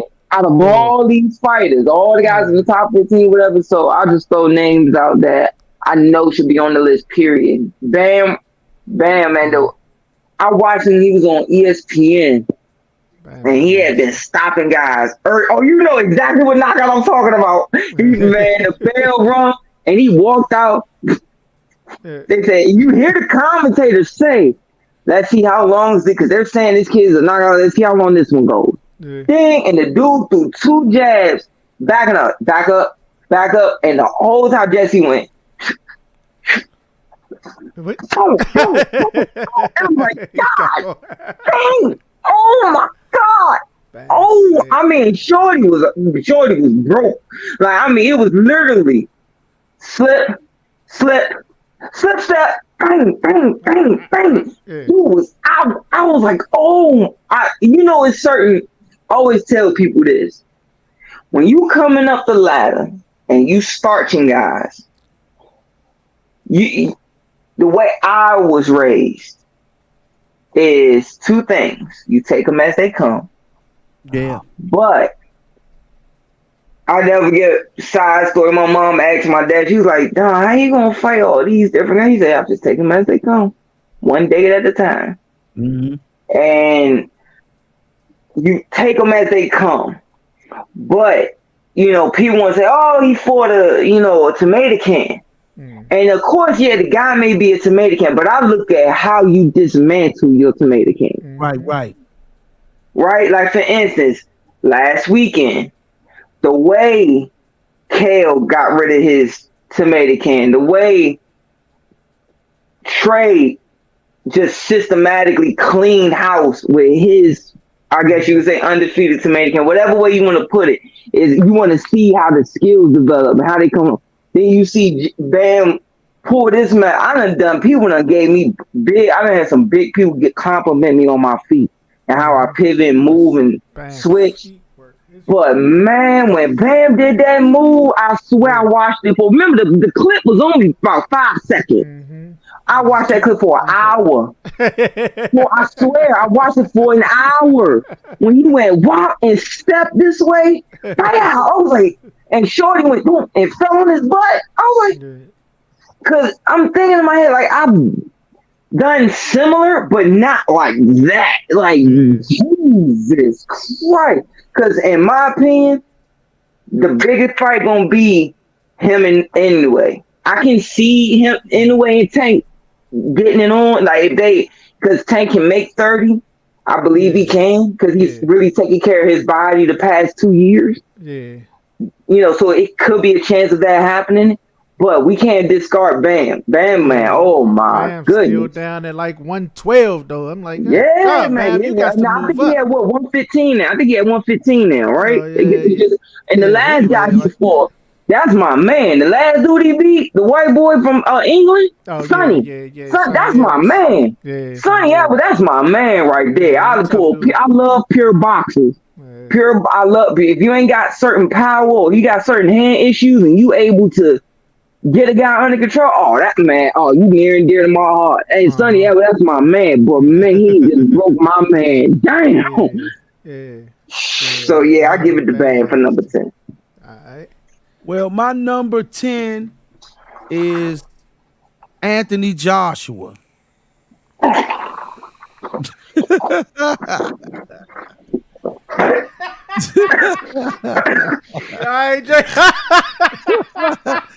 know why I say Anthony? I want to hear this answer. Yeah. Okay. I think economics too, right? Boxing is a business, right? Uh-huh. Anthony Joshua is still a $50 million fighter, still a $100 million fighter. So I based it upon more than just skill for this specific reason. Him and Deontay Wilder both are money makers. I ain't put Deontay on this list. I'm gonna tell you that right now. He ain't make the list, right? Anthony Joshua made the list from fighting the UFC dude recently, man. That's why he got number 10. He's a money maker. That's it. That's it. That's all. So the boxing IQ right now is out the window. Okay, fellas. Okay, fellas. Okay. I can see that. I can see that. The boxing IQ is out the window right now. So because he's still a money maker, $50 million plus fighter, Anthony Joshua, your stiff fighting ass made the list, man.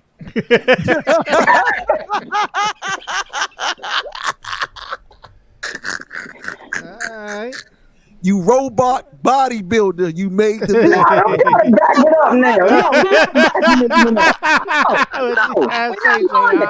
not doing that. No, look, this is one of my favorite rehab balls, and I'm about to ruin it. Like,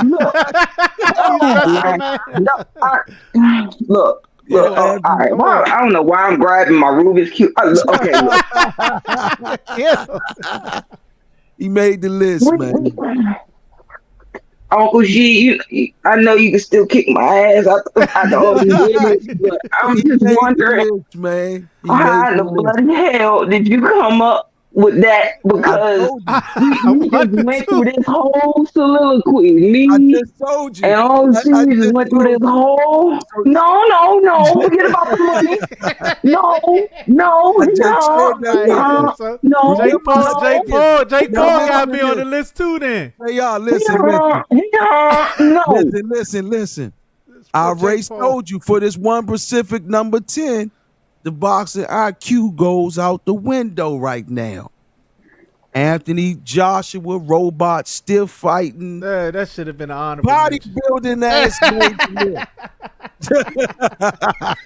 honorable mention, JR. Hey, Anthony Joshua, man. All right, see. All right, number 9. Number 9. I'm what you call it on that one. My number 9 was Bam. Okay. My number 9 was Bam. Footwork just crazy. Like I say, he still need to, like, it's hard for signature wins down at that. You know what I'm saying? Down at 112, 115, like, you know what I mean? So he gonna have to put in that work really to get his name all the way up there. But he a dude that's just, man, like you was saying, footwork. I think he got the best footwork in boxing right now, Joe. His footwork is just, he quick, side steps, whap, whap, like you said, man. Bam got it all, Joe. Number 9, Bam. Okay. Brother JR still look upset about my number 2. JR said his number 9 is Jake Paul, because he still make 50 million too. Give me your number 9. He make 50 mil a fight too. Nah, he ain't making that list. I don't give a fuck what he done, man. I think Joshua, man, you better, man, get your skills better, champ. Go ahead, JR, your number 9. My number 9 with, oh man, it will probably have to be, I want to pick an obscure guy that's making his way to a belt or got a belt. I want to say, dang, that's right, Donaire don't got one no more. He on his way out the door. I can't say Donaire. Yeah, I would have to say, got the Japanese dude, Nakatani. Yeah, Inoue and Nakatani. I was gonna say them for later, like around the top, close to the middle. I can honestly say Shakur at number 9, but I wanted to put him a little higher off of just skill sets alone. And the reason I'll put him at 9 just to get him on the list and get it over with, because his skills is range controls, distance control, subtle movements. I've never really seen him have to slip a punch. Like, really watch his tapes. He always right out of range. Because even when he decides to drop stuff on you and be in the pocket, that's the thing that really pisses me off about Shakur, because he gets a lot of slack. Because remember when his body was just skinny, he was a skinny little kid with the mohawk coming out of the Olympics. They did a lot of work on him to get his body to what it is now. And he was getting unanimous decisions. And then he went, I want to say 3 straight fights, stopping in 2 of those 3 straight fights, he stopped dudes with body shots. I think 2 of the fights were body shots. The third one was Jamel Herring stopped him on his feet up top. Right. And then all of a sudden, he's still saying he's boring. Then he hurts his hand. I knew it was BS that last fight. I'm like, yep, something hurt. Yeah. I just knew the way he was fighting. Yeah. He wasn't scared of the guy. He knew the dude can crack. He respected that dude. He heard that whiff go past. It's a certain whiff that you get used to when you hear like, woof, like, oh, this dude can. Oh my God, like, man, I'm telling you, I've been there. When you sit there and you can hear the breeze go past, it's like, oh shit. Okay, this that type of party tonight. Like, okay, and he never really has to pop, pop, boom. Never. It's always. Yeah. He's right outside, right there. Whoop. It's always running into this. It's always pull this. It's always. It's little subtle stuff where he ain't got to do all of this unless he really, really got to. Yeah. And by the time he takes 2 steps back, you're out of range, and that's what makes. Next thing you know, 10 seconds done went past. Now he resetting another 10 seconds on went past. You put out 2 touch jabs, you put out one to another 10 seconds on went past. Now a new single's going. So by that time he's just milking the clock. Milking it. Then he starts stabbing you. Little stab here, little stab. All right, now I'm gonna pick it up. Now I'm gonna put 2, like just a brick hook brick. And now I'm gonna go bottom, stab to the bottom, jazz it by now. I'm gonna really stab with this 1-2 to the body, and come upstairs with a hook, brick hook. It's the same simple sequence. Simple, but yet very complex that I really enjoy with his skill sets, where you could say it don't matter if you could take a creative player with the guys that I'm putting on my list, because I can't say Uncle She, I was about to say our list, but but if you take creative player and you take a guy like Bam, or you take a guy like Shakur and all these other guys, and you're like, hey, let's give him 6 more inches in height. Let's put him at 68 pounds, or put him at cruiserweight, or put him at heavyweight, or let's shrink him to super bantamweight. He's still going to execute the same exact way. And that's the way I look at it, Shakur. Come on, Uncle Sheed. Okay, my number 9 is Tyson Fury. I can respect that. Based upon skills, I mean, he really was higher before the fight. Before this now fight. It's based on skill. Man, Tyson Fury is a man. He was higher than that. He was higher than that. Yeah. But he lost. He just lost to Usyk. This past fight with lowered it for me. I had him in the top 5. See, here, right? See, here, right? Yeah, we here. Hey, we here. Fury, I had Fury in the top 5 until he lost. Yeah, Fury, what you call it. The only reason Fury ain't make mine is because, like, and I was contemplating. He was in the top 5 and this about the level, the area I was contemplating him. Yeah. I was like, because Fury could still be on, because he was a top 5 dude. But when I label pound for pound, I say, okay, if you take this fighter, give him the same height and weight. Yeah. Fury's biggest proponent to his whole career has been his height. Yeah. His size, his weight. Without that height and weight advantage, I think Wilder smoked him at all three fights. Yeah. I think Wilder was smoking all 3 fights. So now I'm thinking, pound for pound, I'm like,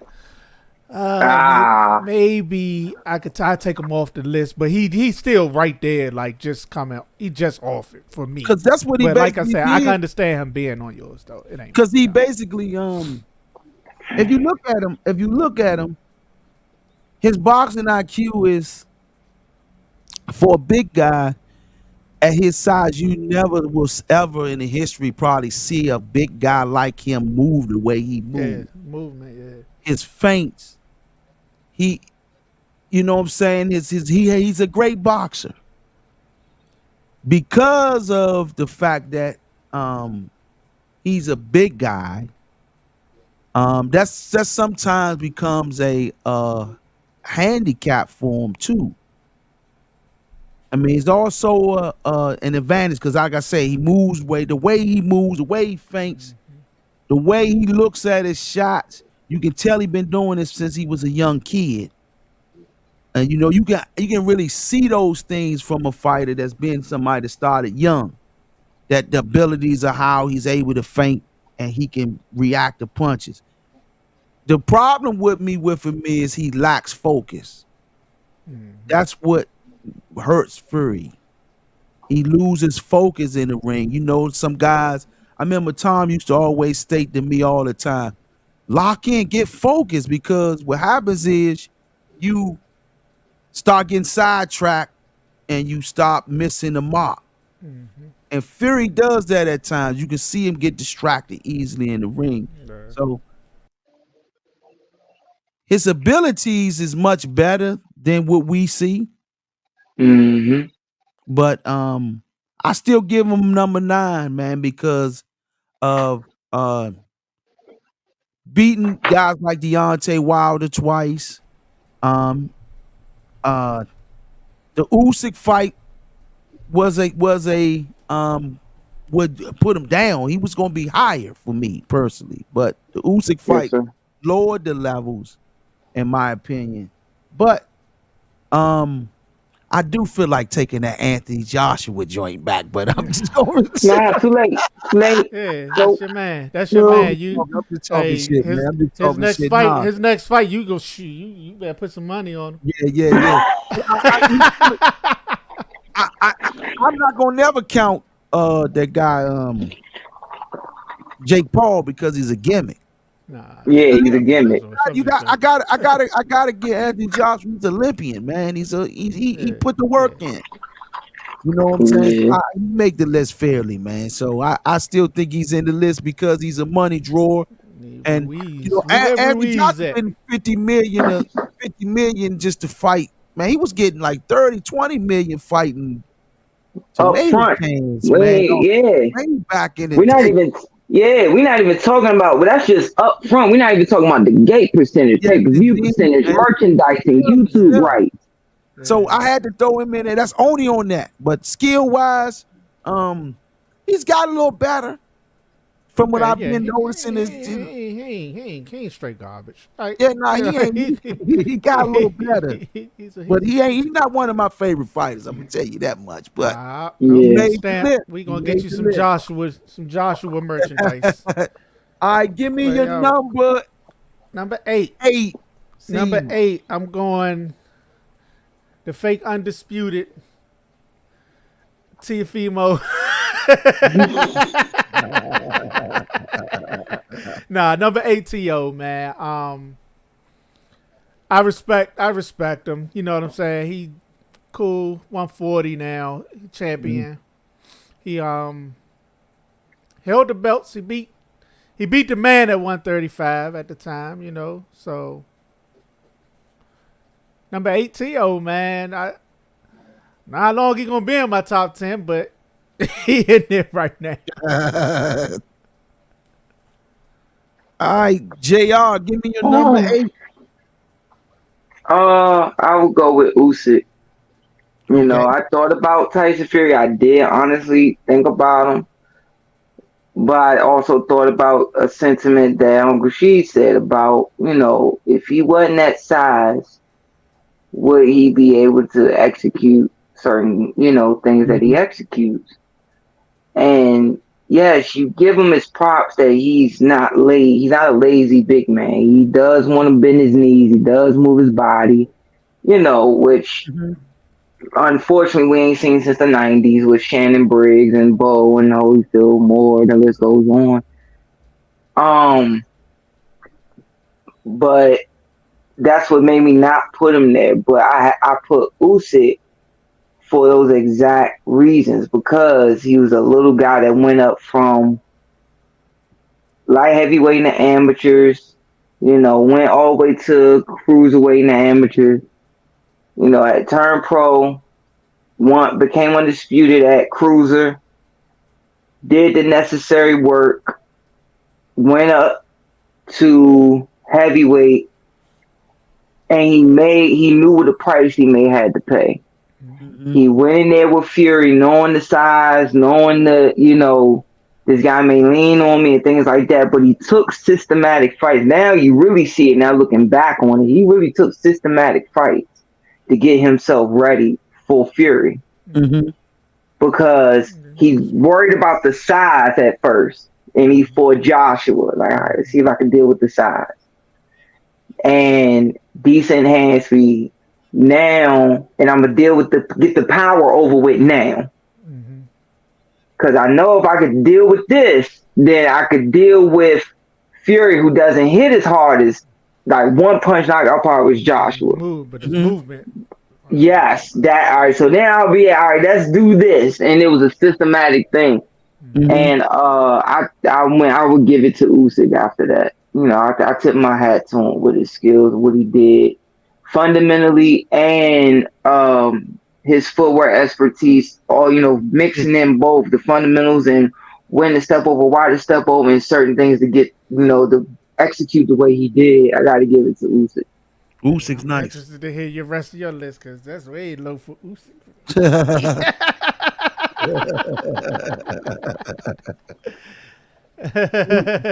Okay, my number 8 is Earl Spence. Huh?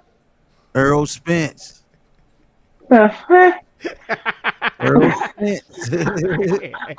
Earl Spence is Killing me, man. he's still a problem, man. Earl Spence is still a problem. He I want just to got see whooped by Terrence Crawford. Is just that good of a fighter, in my opinion. That Yeah. Terrence Crawford is that good of a fighter. Where let's say this. Let's go back to I can't put him on my list until after he come back. Until he come back. Yeah. He ain't that. The one fight don't throw you off the list in my opinion. No. That bad. That I'll bad. take It might. fights, man. If But see, somebody I don't. listen. For me, I'm I don't think going he off wasn't top 5 for my list. I'm going already, off. He was top 5 originally before this fight, right? I remember this fight that it happened. It's just his last Oh fight. yeah, he was in the top 5. Yeah, he was top 5 Before on my this list. fight, he was top 5 for everybody. He was top 3 like before or most 4, people best. It was like 3 or 4. So for to be top 5, one fight ago, you don't just disappear off of everybody's list. Also, I base it upon fight performance. Some fighters have people's numbers. Yeah. And Terrence Crawford is one of those fighters who they've been preparing for 5 years on the one-dimensional style that Earl Spence have. No. Go ahead, Uncle Sheik. Go ahead. They've been preparing for 5 years on the one-dimensional style of Earl Spence that they were getting prepared to deal with. And in my opinion, I think fighters got fighters numbers. Some fighters will beat, just like the brother Ricardo said. It's fighters that you will fight. I will beat you 10 times out there. I'm not letting this joker beat me. I don't give a damn who, he's not gonna beat me, and I'm gonna make him look bad when I beat him. Yeah. Terrence Crawford's intention was, I'm gonna make Earl Spence look bad when I beat him.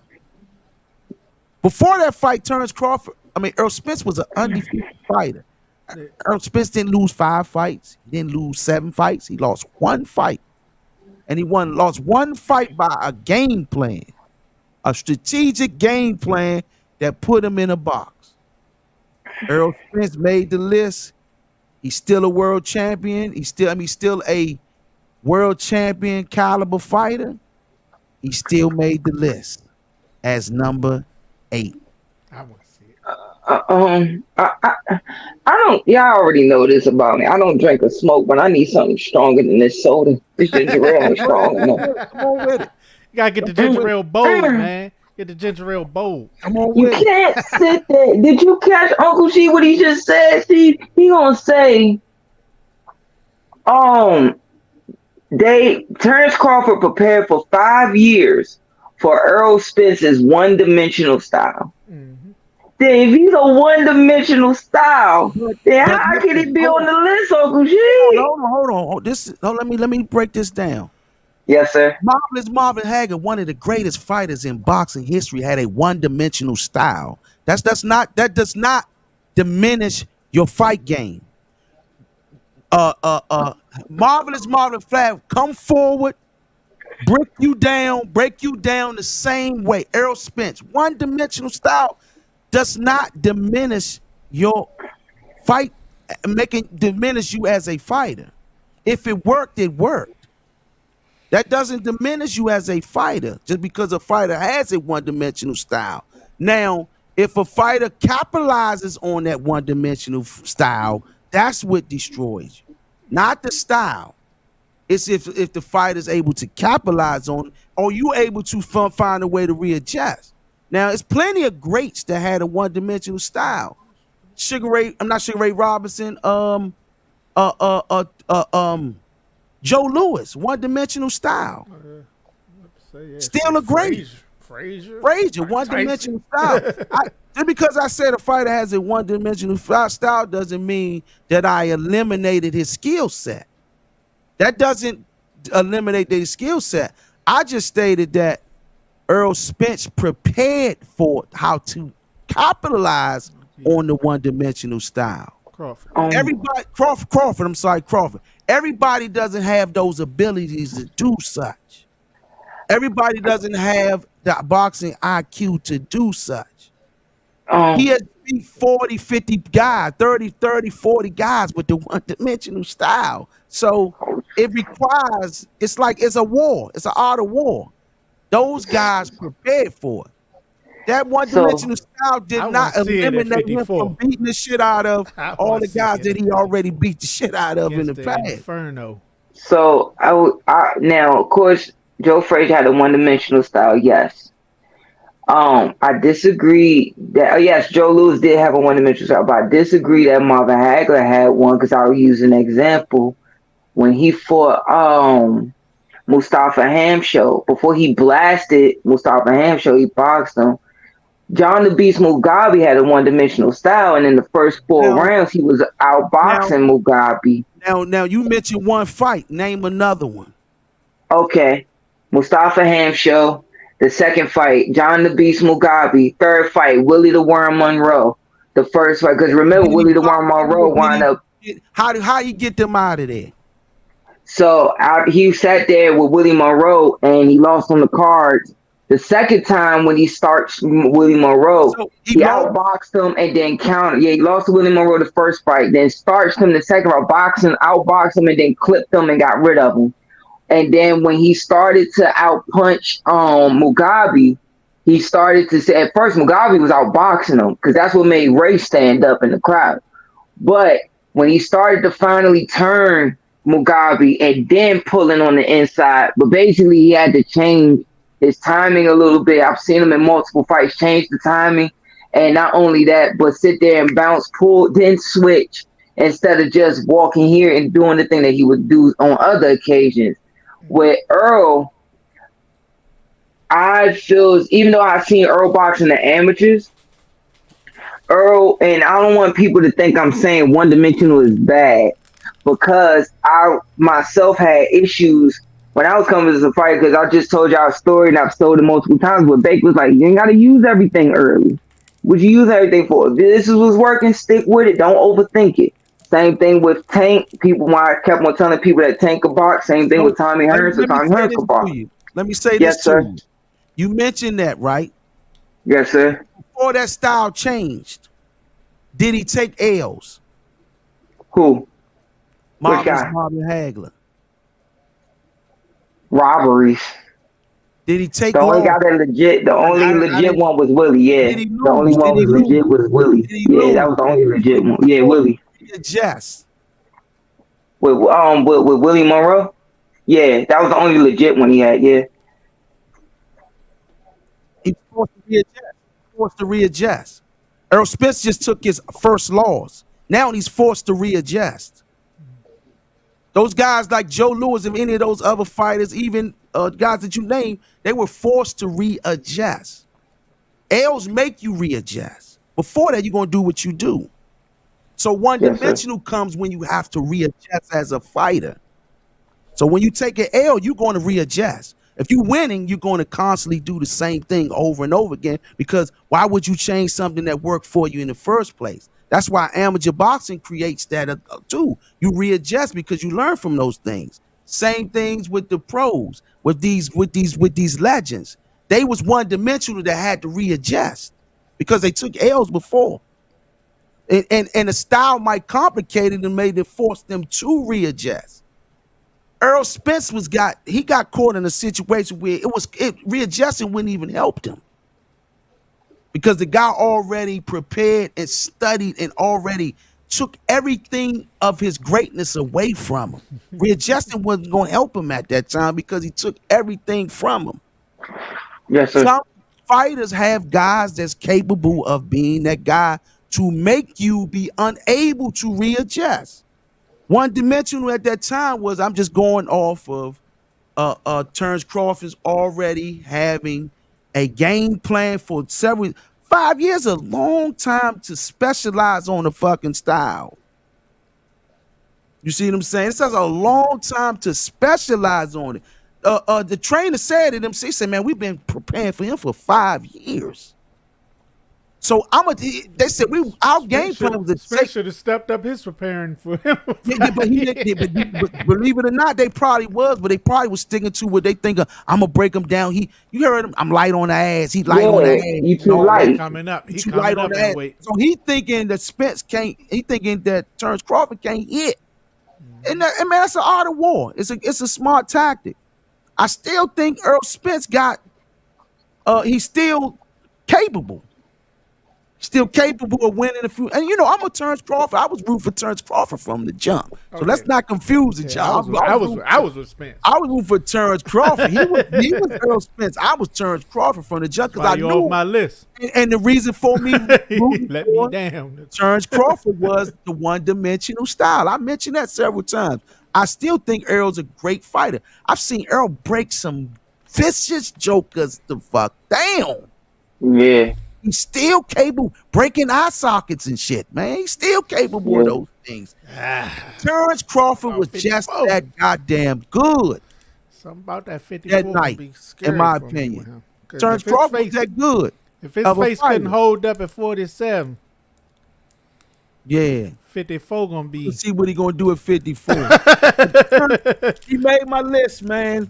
Let's go to number 7. Number 7. How you say it? El Bandero Rocho. I don't know Spanish. Rojo.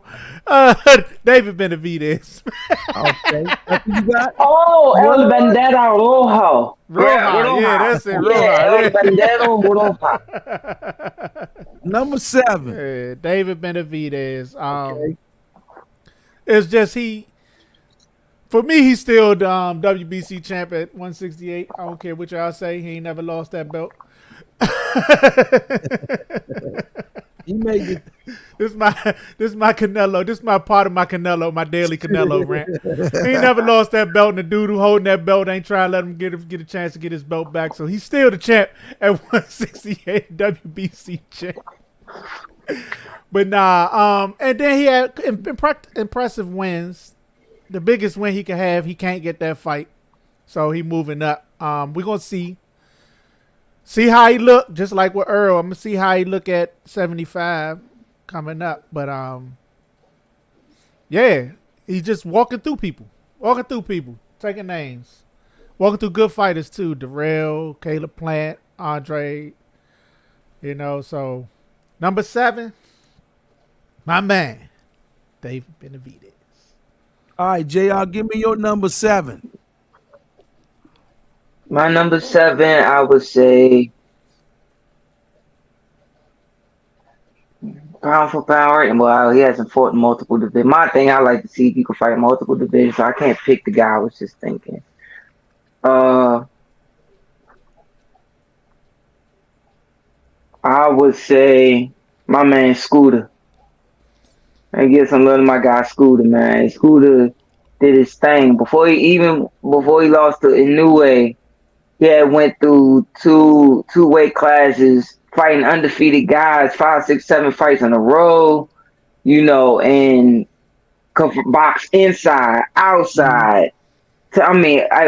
Each fight I saw him get better and better and better, and it's a damn shame that he kind of fell off the radar because of his loss and his own city. All the amateur titles, all the pro titles he won, he's gotten more exposure and put on the news because he lost. Like, I'm like, do y'all know what type of fight I got? Y'all see that Scooter a bad dude. Scooter's vicious. So I have to give it to my guy Scooter, man. Just inside game, outside game, willing to remember when he fought his name not Babyface says. His name is Heartbreak Kid, the Heartbreaker. God, I'm forgetting this boy name because his brother fought at a higher weight class for a long time. He was supposed to fight Adrian Broner. He just fought like 2 weeks ago on the pay-per-view card. and they call him the Heartbreak Kid. Forget his daggone name. Man, Scooter spoiled him. They told me he throws over 100 punches around. Don't get in the pocket with him. Even I said in the interview, like, man, I hope Scooter don't get into the pocket with him and stay there too long. Scooter had a habit of staying in the pocket too long. Man, Scooter did his thing. Any way he wanted to take him in the ring, he gave it to him. You know, so yeah, I gotta give it to my guy Scooter, man. Scooter, that's a bad dude. Yeah. Well, I want this. I want to see the bounce back. Yeah. I got to see the bounce back. That's what I want to see with him. Yeah, because it's just similar to Errol Spence. He took an ass whooping. You talking about Figueroa? Yeah. Figueroa. Yeah. Similar to Errol Spence, he took a vicious ass whooping too. Now, but like I say, that don't diminish you from losing. You can still make a list from ass. I was thinking about Cool Boy. Lower on the list too. Yeah. But, you still can make the list though. I want to see the bounce back. You know, I look at it like this. It's based upon the opposition of the opponent that they fighting, in my opinion, that they took them L's from. Like you got NUA and all them guys is you fighting them. You fighting them dudes, man. The lose that ain't no loss that you hold your head down from. You know what I'm saying? So that's a what they say about Canelo daring to be great. Yeah. Just daring to be great, bro. Yeah, exactly. I respect guys for that alone. I like that. Okay, I see you. Nice list, brother Earth. You got Bevel, Bam, Peterviev, Matias, Benavidez, yes, indeed. Canelo, and New A Crawford, and Usyk. All right. Okay, it's just damn near similar to mine. Damn near. Nah, he ain't got what you He ain't got Josh. Got Anthony Joshua on that list, man. I take that one on the chin. We all worthy of one. That's the only one you're gonna get like that from me. I promise you that one. But I was thinking on the money tip on that one though. Yeah. You know, as a business promoter type thing. But my number, what we on number 7, right? Number 7. My number 7 is Shakur Stevenson. I still think Shakur Stevenson has the ability to be a top 5, right? But Shakur opposition has to improve, has to increase. The level of competition has to get higher. Right now, Shakur is not fighting the guys. I don't know if they ducking him or he's ducking them, but I know the fights are not happening to the level of skill that Shakur possesses. Like I told you, I think Shakur Stevenson at the 135-pound class is the best fighter up there. Skill-wise, boxing IQ, defense. The difference that separates Shakur from everybody else is the defense. He has defense with supreme offense, with supreme defense. Most of those other guys at 35 is missing one or the other. They missing great defense or they missing good offense. Shakur Stevenson possesses both. Right now, the reason why he's not a top 5 is because his opposition does not hold to his resume. He's capable of being a top 5 fighter. He's capable of being the best pound for pounder in boxing once Terrence Crawford walks away from the sport. Come from the same camp. I mean, that whole camp is vicious, but his opposition has to improve to that abilities that he possesses. That's why he didn't make the top 5 right now. C's, give me your number 6. Number 6, Dimitri Bivol. Okay, bad motherfucker. I was just gonna mention him too. 6 is Bivol, man. Bivol, bad boy, man. He the man to beat the supposed man. Yeah. He ain't make the list, but he should have. Man, I should have put him with Anthony Joshua. Shit. Yeah. For real. I don't know how you put him. He should have made that day. He should have took his place. I don't know how you put him under the dude that he beat. That's right. But I'm treating it like a spawn match. I'm working on my weaknesses, man. Yeah, but Bivol, slick fighter, defensively sound. Yeah, bad boy. High God, you can't Man. penetrate. You know, Yeah, he fighting this weekend too, right? Yeah, I think okay. so. He do. Right on there. You know what's crazy, man? Sees I was just literally watching the fight between Winky Wright and Felix Trinidad. Yeah. Lord have mercy. Young. Bivol possessed that same shit that Winky Wright got almost, man. Just not a southpaw. Mm-hmm. Yeah. Damn near. Very nice. Same guard. Dang. Yeah.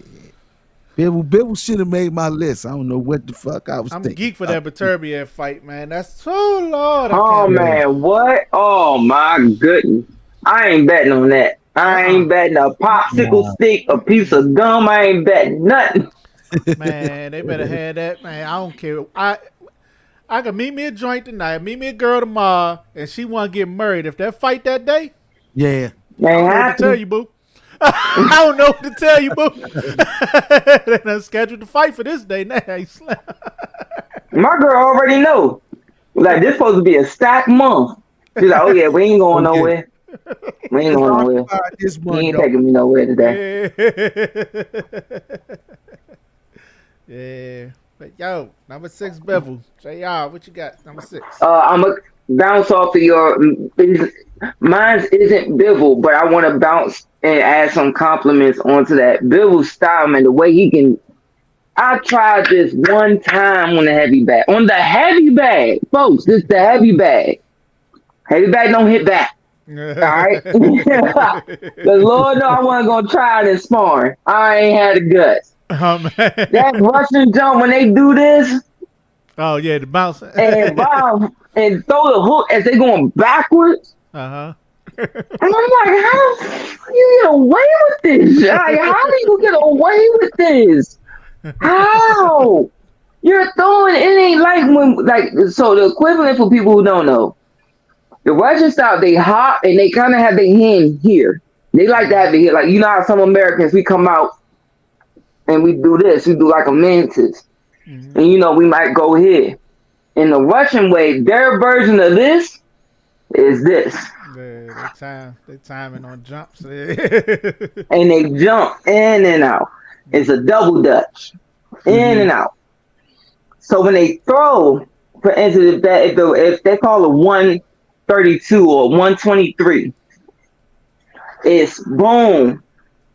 They'll hop back with the jab, come in with the right hand, and hop backwards with the hook.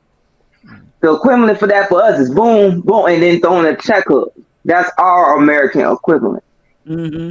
The fact that he does this, and boom, he'll go here, then he'll go here, and it's like, oh my.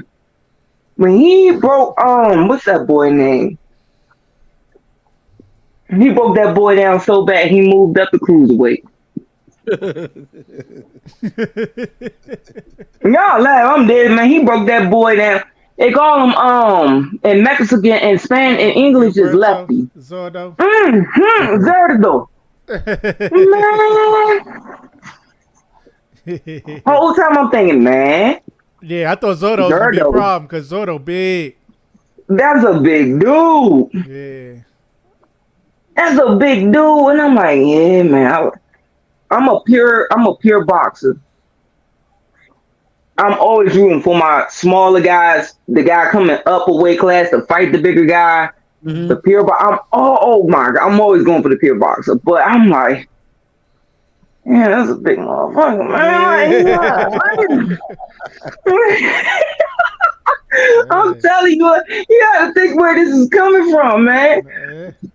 Like, I've been in there with big dudes. I've been in there with Sam Cross. They call him Vanilla Gorilla. Y'all probably seen him before. Sam Crossman. Been in there with Philip Rivera. Been in there with Jared and Justin Hurd. These big dudes. And you know, I'm like trying to turn these in, so I get it. It's like, man, my skill set better than this. God, these ones big as hell. It's like you hitting them, and you got the bar. the little health bar, and every time I'm hitting them, they drink going down about that little bit. But every time they hit me, mine going down this much. Like, Oh yeah, right. It's like good gracious. like Jesus, and they taking the like your Uncle Nestor. You sure you told them to take the power? Yeah, right. Like, That's what you said. my chest touching my back, like Sounded so. like I'm looking at Rocky. Bivol. Yes, I'm looking at Bivol, like God, and he just dismantles Zerdo. Dismantles Zerdo, and I'm like, yo, he hurt. And then when he hurt him, I was like, oh my God, he hurt. Yeah. Like, I mean, it wasn't just flat, little buzz. No, he was hurt. And I thought in the head, like, man, maybe he hurt because remember he was killing himself a little bit to make. Some of it was discipline reasons, but also some of it was just a big kid, trying to make the weight. And when I saw that, I mean, I always liked Bivol. I felt Bivol was one of them guys like Laura and Caleb playing. Some of them guys that they should get more play, but they don't. Yeah, They don't get as much play as they should because they're boring. No, but do you see what clinic these Bama's is putting on? But yes. Remember, JR, when I talked about the equivalence of a great fighter, is like a jazz musician. Yeah. It takes a certain IQ level of a jazz fan to understand the importance of improvisation of improvisational skills with doing their solos and things of that nature. So that's how you see your eyesight is like equivalent to a jazz musician's ears. They hear different than what you see in a boxing ring. So guys like Bivol show things to you. They're looking for knockouts. You're looking for technique and skills and defense and footwork and so many different avenues of boxing. What happened to C's? He fell off. Well, you all right over there, C's? But yeah, man. I think. So your my number 7 is better be Ed though. I ain't want to jump off. I ain't want to take from him what his was. I wanted to, so besides the Shakur thing, I said, you know what? Since he says Bivol, I'm gonna go with better be Ed. Okay. So with better be Ed, my thing is that as much as I have my slight disgruntlement with power punchers, and my disgruntlement with power punchers is like I have power. I've stopped my share of guys or dropped my share of guys, but my dropping guys has always been they'll say, man, Junior got sneaky pop. He'll change the speed and the power on his shots. Next thing you know, he throws something super fast and super hard and the time is good, or he'll throw the first 3 fast and the last 2 hard. It's a timing thing with me. I try to use all of those things, my speed, my timing, and then get you rock you to sleep type of thing. When you're dealing with a pure power puncher, there's a difference when you go out there and everything this Bama throwing hard. Yeah. Like it's a different thing, man. Yeah, I can't express this enough to the people listening. You don't want to. You're taught for the most part before you get to the pros. Don't throw everything hard. You're gonna kill yourself. You gonna wait. Them 8-ounce gloves gonna start feeling like 18 pounds. Cause you throwing all these bricks and you're gonna wind up running out of gas. Yeah. So you can sit there and throw this one 70% hard. Or you can change the speed on that. And then shoot it fast. Shoot it fast like real 3 fast. Then go ahead and shot like boom. Boom. You mix it up. And, now you take 5-6 rounds off, 5, 5, 6 off, and now you just touch and boom, he's starting to take off on some of this. Next, as soon as he relaxes, boom, drop that hard joint on. To throw yourself hard nonstop. I remember this one pro say, he said, man, go out there and everything this man Methu's on. I'm thinking, well, everybody they strongest the first round. All right, sometimes they strongest in the first 4. Once we get to round 6, and we get to going these last 6, he mine. You know what I'm saying? When he got the 6, 7, and 8 came back to that corner, yeah, cut the gloves off. What's going on, man? He's still hitting hard. This man was still cracking. That's the thing that irritates me. Because yes, because it hurts my soul that I go in the gym. I work on every day. Yesterday when I was in the gym, I only threw maybe, I could literally say less than 10. Sure, got to be less than 20 right hands. Mm-hmm. I worked, even when I switched southpaw, it was all right, I'm working on my whipping jab today. I could pump from here, but I want to sit there and really whip it. See if I can whip it from here, whip it from here. I want to see, can I really get, one of the young fighters heard the pop on the back. He was like, me and Trey was on the back. He was like, yeah, you see how he whips that James. Trey was like, give me a compliment. I said, how you do that? I said, it's, teaching them. I'm working on everything. And you got certain dudes who can crack like Deontay freaking Wilder, who was making $20 million a fight just from doing this. Yeah. That is irritate my soul. like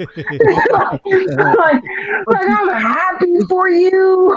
It's okay to have the same answer as him though. If you was gonna pick Bivol, you could have. No, it's okay because I get to really break down Better BF. The thing I like about Better BF is that my father always said, man, you ain't knocking out everybody. Yeah, there's gonna be somebody. Number 7 could be his number 7. That's okay, brother. Yeah. You fight something Better BF, man. You see how big his forearms is. Forget about his bicep. His bicep is slender, but his forearm is like Popeye. Yeah. And he could literally, like Uncle Nesto taught me. He said, how your dad throws that 6-inch hook? I said, yes, sir. He said, well, now we got to work on when these guys get past your jab and you shoot that right uppercut and they clinch you, work on this little short shot, just like this. Go under his chin or go under his sternum. Just that little 6-inch shot from the forearm up. And I'm watching Better BF, and I'm like, you would think, like, man, he ain't gonna come across somebody that he ain't making it. Somebody's gonna stay staying it. 20 and he's stretching. Man, he's putting these dudes. It's 100% knockout ratio, and it's systematic. If you're watching it in real time, you like, man, he's just walking up the guys and punching them. He just hit off. No, he's systematically doing it. He's systematically stabbing you, systematically stepping his foot, and it really be his feet. Mm-hmm. He'll step his foot a certain way to turn an angle. Like, oh no, you think you got that lane, but you don't.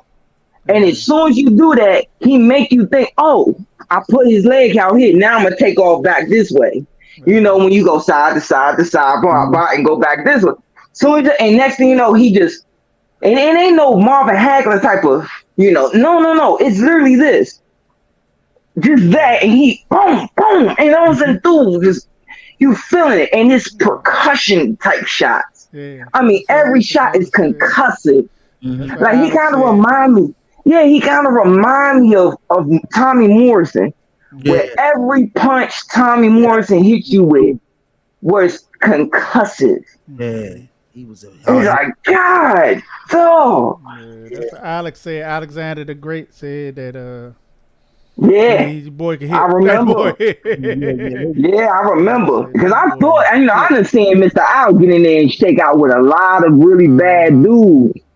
And I knew he took the fight on late notice, but I know, if you watch Al for years, Al can steal around better than a lot of guys out here. He know how to carry around to get to the rounds he want to go to, and then really kick it up when he feel like it. Yeah. And I'm just like, his feet too fast for Better BF. He gonna turn them. Yeah.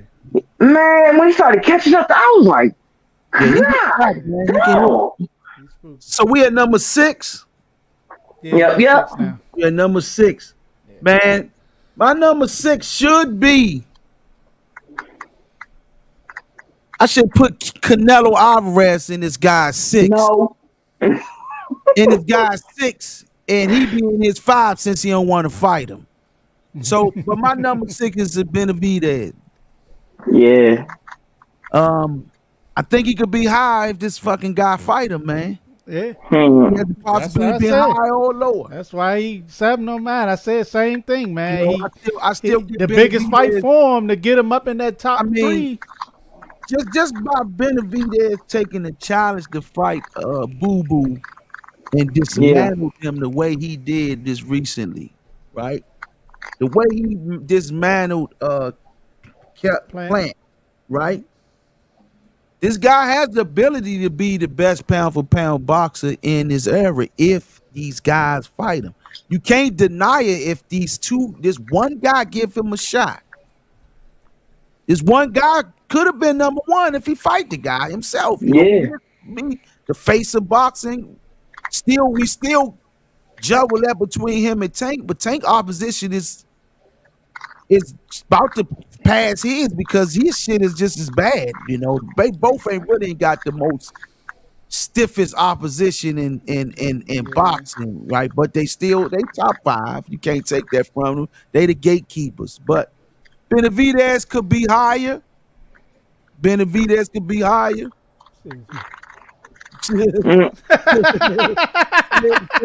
goddamn pay-per-view buyers, man. You need to stop buying this shit. I mean, I'm not speaking for Gervonta, man. I think Gervonta is moving in a smart manner. Tank at least put together quality fights. Frank is a quality fight. Yeah, he tries to. Yeah, Frank a quality fight. So Benavidez is my number 6, man. Canelo about to fight. Yeah, exactly. He trying to fight Berlinga. That's a step down from Munguia, who didn't really. Yeah. You know what I'm saying? Yeah. He about to lose his IBF. IBF about to snatch the belt. IBF snatching their belt because he don't want to fight the mandatory, which I understand. Yeah. Because the mandatory ain't really nobody, but he a Cuban. Yeah. So, but you know, I get it. I wouldn't fight the mandatory either. Crazy. But I lose the belt to fight somebody that somebody want to see. Man. At this point, I'd rather see him fight Mobili instead of these Berlinga. Man, and Billy, they set him up for the slaughter. Yeah, but I mean, at least you know, Berlinga. Bro, and Berlinga had these fight fans up today compared to the era before this era, right before this era, is starting to be impatient. They want quality, man. Yeah. This era wants quality. You look at this Tank card coming up. That's a nice card, man. Stacked. Yeah. Tank Frank, man. you got closest thing to Don King that Benavidez. we done had. What'd you say? Closest thing to Don King cards that we done had, and I don't know how many. Yeah. Real talk. Yeah, I remember. good. I remember on the Chavez card, the undercard had Julian Jackson versus Gerald McClellan, right? Was it McClellan? Gerald McClellan. Yep. Overcard, Daryl Coley going at it. Terry Noah, Christy Martin. This is all one card, folks. Yeah. So, and that's what Don King brought to the table though back then. But now they'll be the main events on 5 different cards. Yeah, man. That ain't how they doing it now, man. On pay-per-view too, man. Yeah, goddamn regular HBO cards. Regular HBO boxing after dark cards, man. Man, them boxing after dark. Don't get me started. But Edgar Berlanga, before I let y'all go, it's sad he had the skids greased for him. Mm-hmm. I mean, I remember him knocking guys out up in Jersey and New York when he turned pro. And the biggest thing, and he still was on that, you know, nothing diminished when he fought Damon. If you were just a regular fan. Mm-hmm. If you was a regular fan, it didn't diminish nothing. But if you knew boxing, you knew what Damon did to him that night. Because Damon, it was one of them. All right, kid, we gonna see if you really want to be a pro or not. We gonna find out tonight. Let's see what you made. We gonna see if you really want to be a pro. And I know that feeling. I've been in the ring with a pro, and he get to throwing you around, and he getting tired of you doing certain things to him, and he start taking you into this. You outboxing him for 3-4 rounds. It's like, all right, now let's see if you really want to be a pro. See if you really want. And he did it. I remember one right hand he landed on Edgar Berlanga. And that right hand always bothered me because I was like, dang, if Damon was 100% healthy. Because remember when Damon was coming up, he was Edgar Berlanga. He was knocking everybody on the first round. No, exactly. Yeah. When that fight, I was like, wow, that was an 8-rounder. Imagine if it was a 10-rounder. Yeah. Because he started catching up to him. He started catching up to Edgar. Yeah. And Edgar was getting compared to Tommy Morrison. And I'm like, man, because he had that every single shot is hard type of style. Everything, But Tommy Morrison had a damn jab. Yeah, he wasn't fighting nobody. Yeah.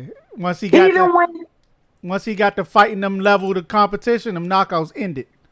Exactly. And even when Tommy Morrison wasn't fighting the top, like he was fighting tomato cans, they was keeping him busy, fighting every week, every 2 weeks, whatever. He would go to Texas, go to Oklahoma, whatever. He was still it was like I said, it's how you get rid of your tomato can. Edgar didn't have a jab. Edgar don't even have a jab, bro. You got all that power, you ain't got a jab.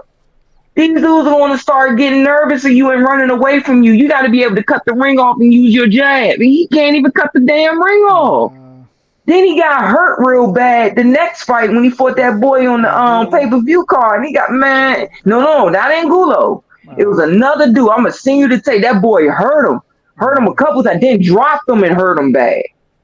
And it's like he's still getting put on this mantle to then fight Canelo. Oh, he's going to fight Canelo. Man, Canelo's going to crush that kid. Kill that boy. He's going to crush him. And people going to still be like, Canelo's great. And I'm like, and the thing that's gonna kill me is that I think Canelo will stop. I think he'll stop Berlanga, but stop him in 10. But he gonna ruin. You know how you see guys, they're like, man, he ain't just beat that kid. He ruined that kid for the future. He gonna ruin him. Smoke his boots. Yeah. Yeah, and it's like, man, you better make it. And I see Edgar out here spending his money where he's like, count your pockets, boy. But I was always taught in the fight game, one punch will ruin everything. Save your money. Real talk. Save your money. Yeah. Real talk. But man, I don't get it. But hey, get your money, Jen. You made it. I always thought, hey, Edgar had a place I wish I could have made it to. So get your money, baby. Get your money. Yes, indeed. Hey, for those that's tuning in, man, we gonna be broadcasting this thing also. We gonna be uploading it to Spotify. We'll be on Apple. What is it? What is it called? Apple Podcasts. Yeah, it's gonna be on all the other podcasts that you can stream on, all of them. So we starting this first session right here like that way. We like what we hear, man. We gonna keep JR on here, man. He's here for, I don't know if you want to, brother. You here for good, man. You got I appreciate that. I'll be honored. Man, so because I like what you bring, and I do love the challenge. Bring that. I like the back and forth. I'm like, yeah, oh man. I love that. We ain't scared of it, brother, and we don't take it. Yes, sir. So remember that. Sir. Because y'all click the damn link, y'all. Right. So JR, bring the heat. Bring the heat. Yes, sir. It's cool, man. We don't take it personal. We know we all got our own opinions. Yes, sir. Everybody got their own style, and if you like something that sounds fucked up in your opinion, go ahead and voice your opinion. Just know I'm never wrong though. Right. Yes, sir. But I like this show, JR. I love what's going on. That's why I brought you here. I know you worthy, and I've been saw your abilities many years ago.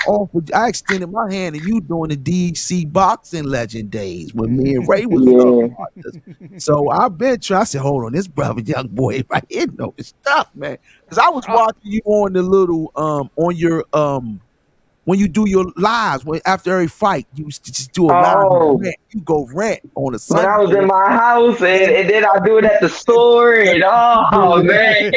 I said, Charlie, he knows stuff though. I said, Yeah.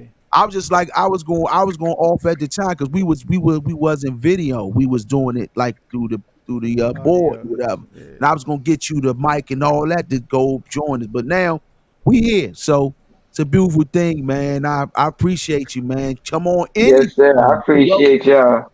You welcome here. So number 5. Number 5. Come on with it, y'all. Did I get Number number 5? 6? Yeah, I did. Yeah, you did. Yeah, number You know 5. Benavidez, right? Yeah. Yeah. Number 5. Yeah. Number 5. Baltimore's own Javante. Oh, you got him down there, bro. That's wow. Yeah, number 5. You Number know, and like you 5? said, because Yeah, like you I said, know, I'm with you. I know what you're saying. it's resume. Opposition. It's Yeah, I get it. that resume. Opposition. It's like if you fight them dudes, You that man. You the man. you shoot up. Like Yeah. one of them dudes, like just you know what I'm Yeah. saying, or Yeah. if you say, you know what, let me go ahead and just undispute this division real quick. Right. I Because guess. you know what I'm saying. So yeah, but yeah, Tank number 5 because I sat there and thought about it, right? Because I started to think about pound for pound lists. All right, if you put this dude at this weight, at this height, at this fighter's height and weight, like put Tank and Beterbiev at the same height and weight. Jesus I'm like, Christ. God, that's somebody Somebody head gonna flying get in the off. hospital for a week. Somebody head flying off. But then you know what I'm saying? I think about it like that, right? So I said, but you think about it, Tank really fighting 2 weight classes above where he probably should be for his height. Probably should be about 126 or 130 for his height. He fighting bigger dudes already. So, you know, I'm like, man, if he get Tank some height, boy, he really could be that. But he ain't. You know, you look at Barrios right now. Barrios a champion at 147. He dominating that joint too, man. Or something. He a Yeah. champion right now. They taking Crawford. Crawford a champion in recess. They gonna wind up elevating Barrios. Yes, right? indeed. So Barrios basically a champion at 147. Tank smoked him. Smoke. You know what I'm saying? He dominating at 147 too. Guys got better from fighting him. Yeah. Oh yeah. He got better from fighting him. Yeah. dudes. Yeah. Like you know what I mean. So, but yeah. So you think about it, like I think Tank get most people at 40, but I don't want him fighting there. You know, just because of the size issue. So yeah, I got Tank though, man. Number 5. Okay. JR, your number 5. I will put Inoue. Okay. I'll put Inoue just for his dominance, his sheer dominance. He wants to fight the guys. He's been doing it since 112 pounds. I remember first time seeing him was I think he was 3 fights in. First time I saw him in front of like 17 people. Mm-hmm. And he's like, I remember I sent it to Bing. I was like, yo, you see this dude from Japan? What was it? He had on a half red, half white, like glitter trunks with the black band. He wore those a couple more times. It was if I could find that clip, I'm gonna send it to you. I mean, he starched this kid. Yeah. And just from there on, I remember I ran to Dad, look at this dude. Time went on. I was like, looking on ESPN, I'm like, yo, that's the dude. Yo, that's the dude. Look at this dude. And man, he wound up doing what he did to I think it was one of the McDowell twins. Not McDowell. What's the heck is these twins' names? One of them, they just fought and said he retiring because he felt like he got robbed up on the Australian car on the Maloney. Lomachenko car. Yeah, Maloney twins. Yeah, it was the Maloney twins. Crushed him. And the way the thing that made me say, okay, this is the guy, was I like Maloney. Maloney can fight. Them Maloney boys can fight. Yeah, And they don't care. They ain't ducking nothing. But when he got his comeuppance, because I always try to tell fighters, I say, you think you just gonna keep getting away with starching people the way you starch people and think that it can't come back on you? Mm-hmm. You don't think it can't come back on you? And it come back to you even quicker if you treat people bad outside the ring. Right. If you carry yourself the wrong way, it come back to you even quicker. And when he got his comeuppance that night against Donaire, that told me he was the guy, because Donaire hurt him. And I mean, not, he hurt him with a punch. No. For people watching, there are fights that damage you for life. You are not the same. It may take a lot out of you, may take a little bit out of you, may take, just enough out of you, but you still look like the same guy, whatever. But you leave a piece you don't get back.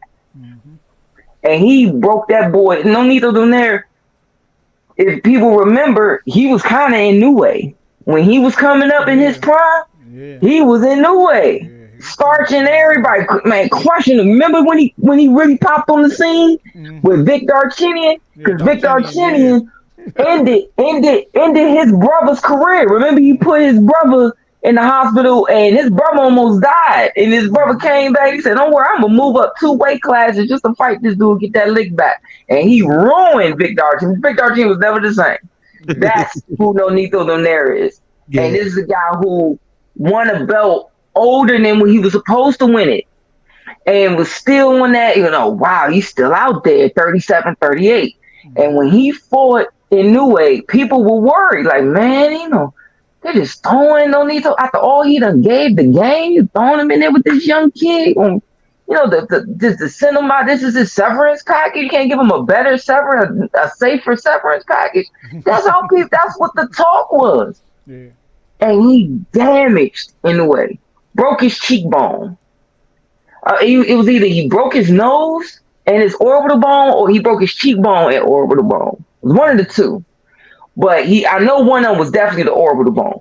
But when I saw that he was hurt real bad, we had to get it together, and they got that bama on the stool, and I said, shorty, you got a long career ahead of you. If you quit, if you call it, and nobody should look at you different, because I could tell he couldn't see. From growing up in the fight game, for one, and also growing up being in the medical field, I knew he couldn't see. Mm-hmm. When I saw that Bama do this, because when and I've dealt with it slightly because I have certain issues with my eyes because of sickle cell. So I could see that his vision was doing this. Mm-hmm. I knew he couldn't see out that eye. It was his right eye. That man started doing this. They asked, and he finally admitted in a recent interview, he said, so when your eye was, he said, what did he say? I think he said he saw 4 or 6 Nonito Donaire. She said, so how did you get it right? He said, I put my hand over my eye. Not this. He said he did this. And if you watch the tape, I saw why he was doing it live. I ain't have to rewatch it. He was doing this. Come on, like, just so he can get he's right here. Yeah. Boom, boom, boom, boom. Then letting his hands go. I was like, shorty got it. Yeah. Shorty got it. What was that movie? Man, I see 3 of you. Hit the one in the middle. That's a lot. Don't believe that bullshit. Sorry. Don't believe that bullshit. Don't believe it. I'm sorry. No, because I hate that. I can't. That's one of the reasons why I hate Rocky movies. Because it's bullshit. I dealt with it. It's bullshit. I came back to the corner. I swear to God. I came back to the corner and I looked at this and Dad, is this like the Rocky movie? Do I hit the one in me? He said, man, don't believe that bullshit. That shit ain't good. Man, I went out there. Man, this is what Dad told me. You're going to push me by the head. Let's move. I'm like, yes, sir. Move it. And the thing is, like, I see this stuff coming, and all of a sudden, I'm like, I'm going to try to, of course, I purposely threw a hook. Because the hook got to go across all of them. All of them? Go hit one of them. I was like, I ain't going to look stupid out here and don't know 1, 2. And this man dude over there. No. have no shame. I swear to goodness, I have zero shame. I literally did this pull back, dip on her.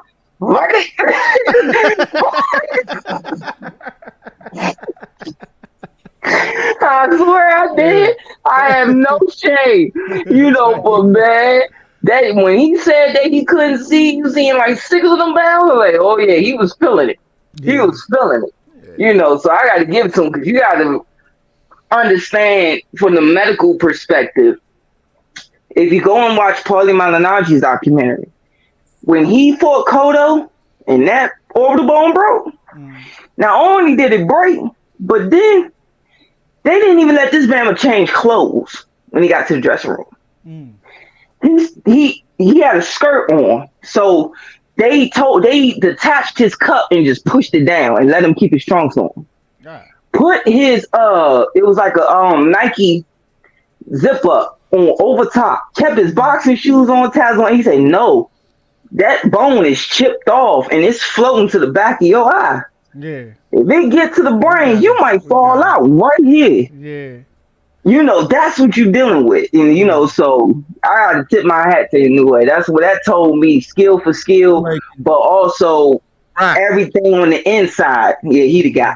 Yeah. He nice, man. He nice. Anyway, that dude. He definitely on the list. Yeah. Number 5. For me, my number 5 is Canelo Alvarez. How dare you? There's no way I could take him off the list. And he's still only on there because he make $50 million a fight.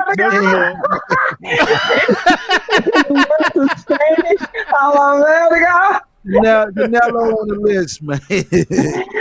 He should be number 6. No, he's 16. Nah, he's still that dude. He's still a dude to beat, man. He's still that guy to beat, man. So Canelo made the list, man. I would Canelo over Bivol. Bivol, pound for pound, Bivol beat the dog crap out Canelo. He beat him. Pound for pound. Pushed him back and everything. He dominated him. He beat him every round, damn near. But Canelo made the list, man. He still I think Canelo guy like Bivol will make any goddamn body look bad. Right? Yeah. He's one of those styles that are, it's a Winky Wright style that you duck and dodge and get the fuck away from if you want to stay undefeated. That's a guy that, unless he is that champion, you stay the hell away from him. So Canelo, I think that fight kind of fucked up the fight between Benavidez. Personally, I think that fucked his confidence up for taking fights like Benavidez. Yeah, I ain't fighting nobody. And big, man. And he's still like I as I mentioned earlier in the broadcast when I picked that raggedy ass choice of Joshua.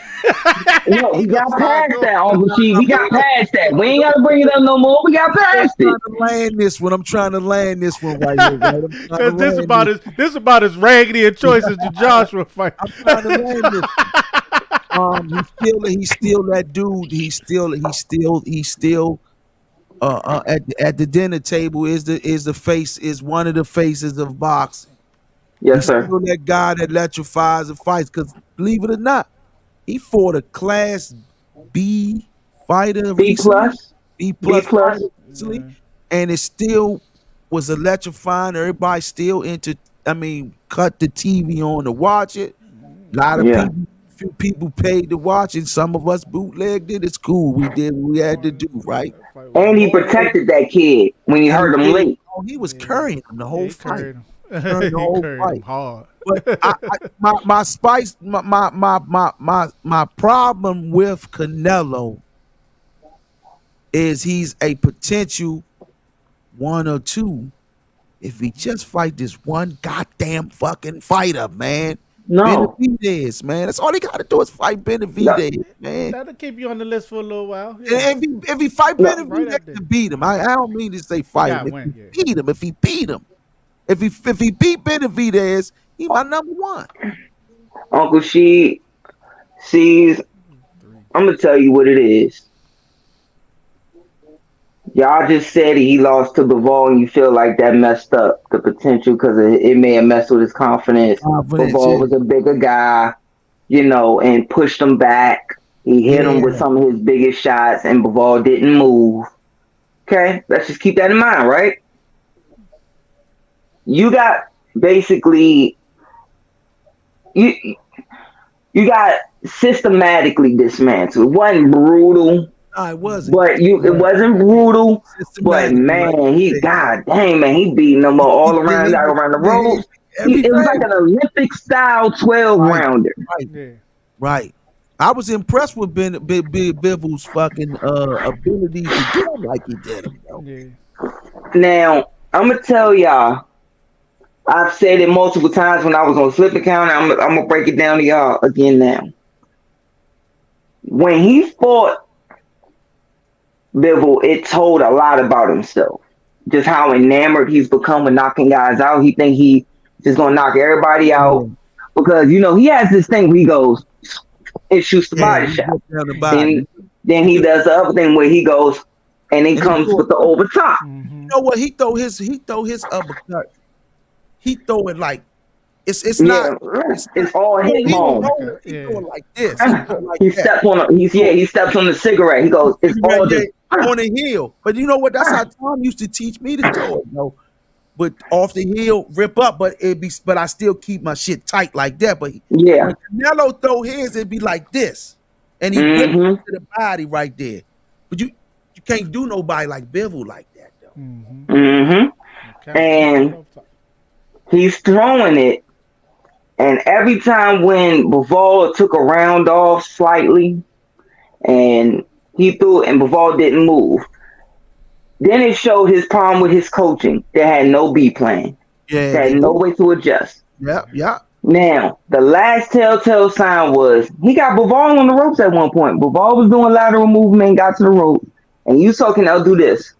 He did what you would see a clip where he taught Ryan Garcia, where you look at the chest and he come up, but he added coming over the top. He threw the overhand, and Bivol, it landed right there on the shoulder. Then Canelo went right back to it. I mean, literally, no setup, boom, did it again. Then they did it for a third. Boom, they threw it again. All three landed. Boom, boom, and the other one was to the head, like kind of caught it on the glove. But watch Canelo's body language. He threw it all three times, back to back to back.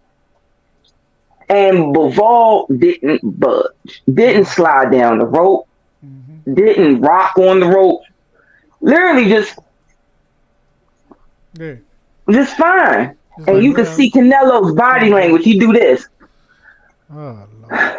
Yeah. Then he loaded it again. Then when he did it, that was after the second. Then when he loaded up the third time, he went like it was irritating him because he's been used to hitting guys, and all of a sudden, there it is. You broke down that Billy Joe Saunders. He's been used to hitting Kirkland, hitting so many guys, even at 75, Cullum Smith, Rocky Fielding, hitting these guys even at 75 pounds. How tall is Canelo? Canelo's dad height. He 5'9". 5'9", yeah, like 5'8", 5'9". 5'8", about 5'8", I think. Yeah, that's small for a light heavyweight, though. Yes, and he didn't move him. He should have went up. You got to think in which. Now let's take to the after the fight. Damn. Yeah, guys, I still felt like I won. The after party's still here, and we're gonna do the after party, right? He went on, did the after party, drank, Viva la Mexico, pendejos, all that other stuff, right? Cool. But I saw in his eyes what it was. You're not gonna fake. I done been around some great fighters after they done lost. I done seen the ones who really honestly shook it off and said, I ain't got no shame. I'm keeping moving. And I've seen the ones that is stuck with, and trust me, it's stuck with them. And it didn't look like it stuck with them until Benavidez started banging that drum a little more. You know why? Because now he thinking to himself, Shit, if I lost that way to the ball, destroyed by and this young joke, exactly, I'm gonna get destroyed by him. Exactly. Because he's worried about his mystique. Yeah. He just took this kid, Mungia, who is a great Mexican kid and a good Mexican fighter. He carried him. Yeah. He even said in the press conference, "Oh, he deserves to fight. How he carries himself." Yeah, he did. Because just to shit on Benavidez some more. Yeah. He knew what he was doing because the way he's done, he's the closest thing to Chavez they done had. That's true statement. Right? So he's thinking, damn, if I fight Benavidez and this kid's bigger than Bivol in a lighter weight class, in the weight class that I've said publicly, I feel like I'm at my best at. Mm-hmm. Yeah. But besides, 60, I'm losing too much. 75, I feel like I got too much on me. Yeah. 68 is like the middle line for me. I feel like I'm at my best. That's what he has said. Damn, this kid throwing a lot of punches. This kid moving guys backwards. He got an opening I can get to, but the punch output is not on the way I want to do it. Yeah. And he's not worrying about losing. Mm-hmm. Contrary to what people believe, he's not scared to lose. That's not the problem. He's worried about how he may lose. That's what he's worried about. What if I get broken down and he ruins my legacy? The legacy I've worked on since I was 15 years old and signed my pro papers. This kid ruins it in less than 36 minutes. Real shit. That's what it is. Let me let you know now. This part that you just did is gonna get clipped tomorrow. It's gonna be on.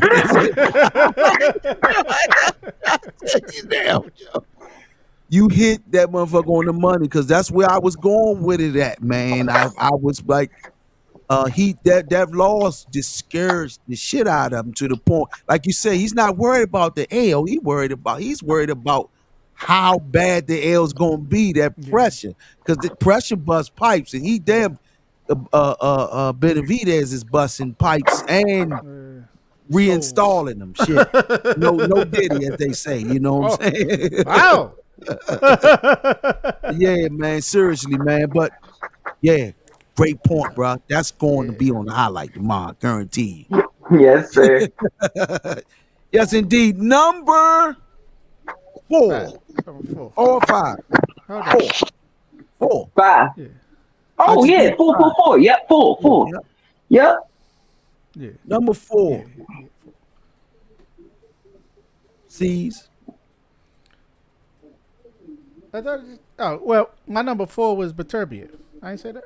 Nah. Oh, okay. No, sir. All right, yeah, my number 4, Beterbiev, man. It's the power. Honestly, it's the pure power, man. 20 and 20 to go 20 for 20 anytime, and be a champ in the fight championship level contention or whatever, and to be going for undisputed hopefully soon. You know what I mean? Can't help but put him up here, man. Number 4. Woo! When him and Bivol get together,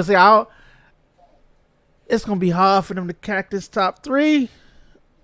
Not really. It is. But, but, yeah, when they get together, man, pound for pound list going to start getting real spooky. Yeah. So, yeah, number 4, Beterbiev, man. Who you got, brother? JR for number 3. Number 4. Number 4. For number 4, I have she's getting a little thick around here.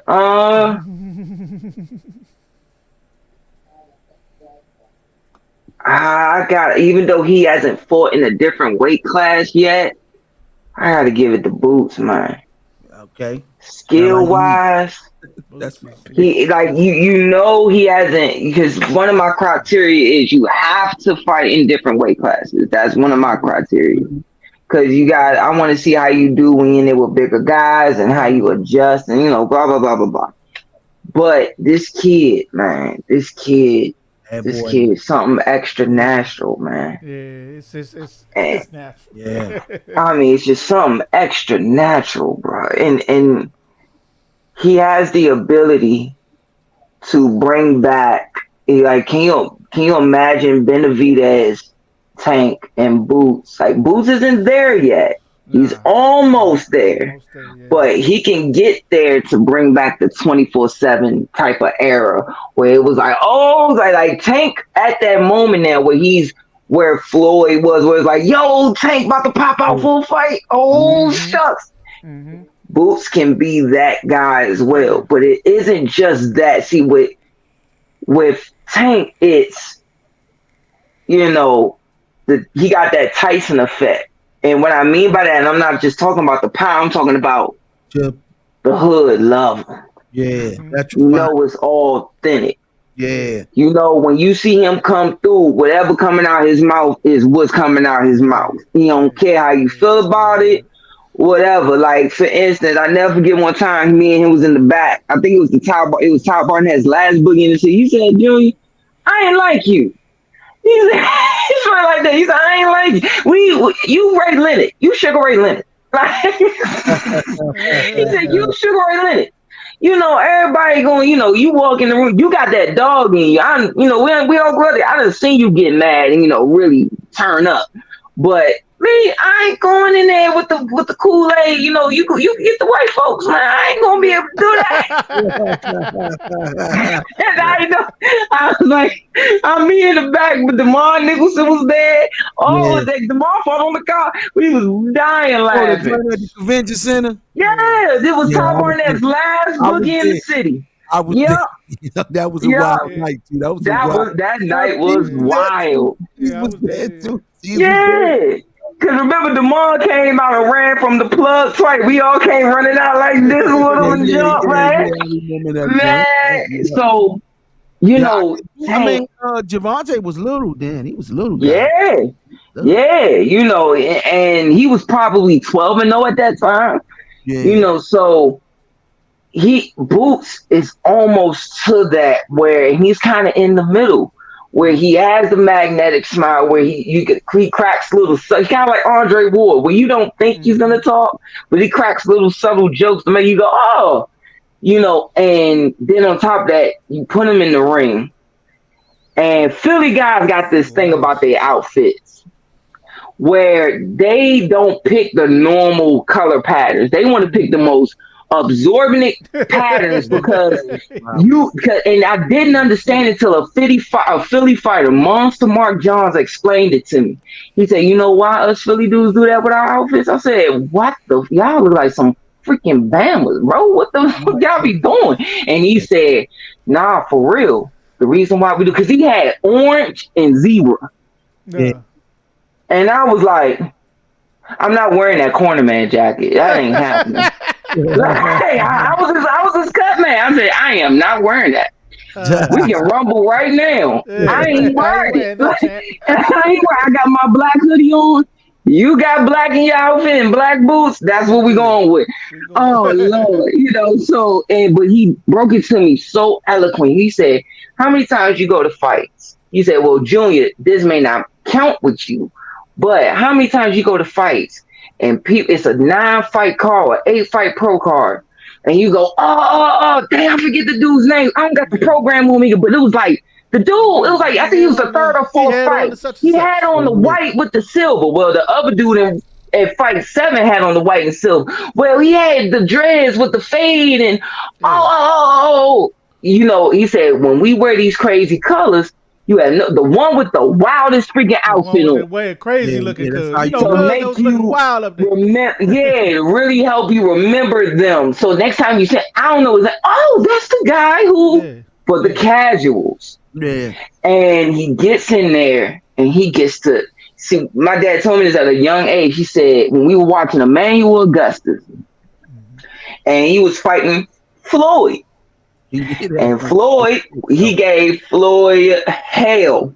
And man, side story, I never get Kevin Kelly said he came in there. Floyd was like this with a towel, like wiping his nose was bloody. Remember, his nose was bloody that fight. He said Kevin Kelly came and put his arm around him, and he did this. Like if my shirt is the top, he went.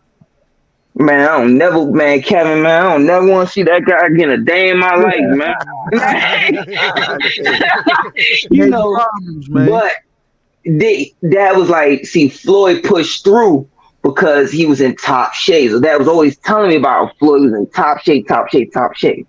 And then when we saw Manuel Augustus fight a different time and he was dancing and doing, Dad said he in tip top shape. Because when you in tip top shape, you can do whatever you want in the ring.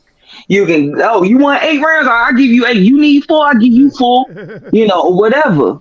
And he explained to me, Dad explained to me, and I didn't believe him. I know my dad not a liar, but I swear I didn't believe him when he told me he sparred 22 rounds one day with everybody in the gym. And at the time, he'll create like every single guy in the gym. And at the time, the clock was longer. I think like Tom made the clock, like he was trying to make the clock longer. I remember when he sparred everybody. I was there. What? Yeah, I was there when he sparred all them guys in there. He sparred Daryl Lattimore. I think Daryl Coley. All them dudes was in there that day. It was some guy named Antonio. He used to be a bad joker too, man. This dude named Antonio used to be in there too. Yeah, I remember that. And Sonny Speed and all those guys. All of them was in there. All of them. And Dad was shaking out with all of them. Yeah, all of them. They was working. Because you know, at the time, that's what your father was our pro, man. I'm talking about, you know, the gym, meaning the yes, sir. The yeah, pro. He was the guy. Yes, sir. Was our the pro, and it was this guy named Silas. I remember him.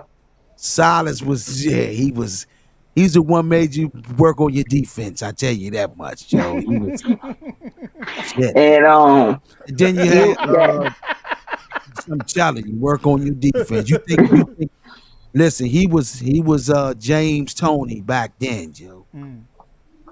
Good dude though.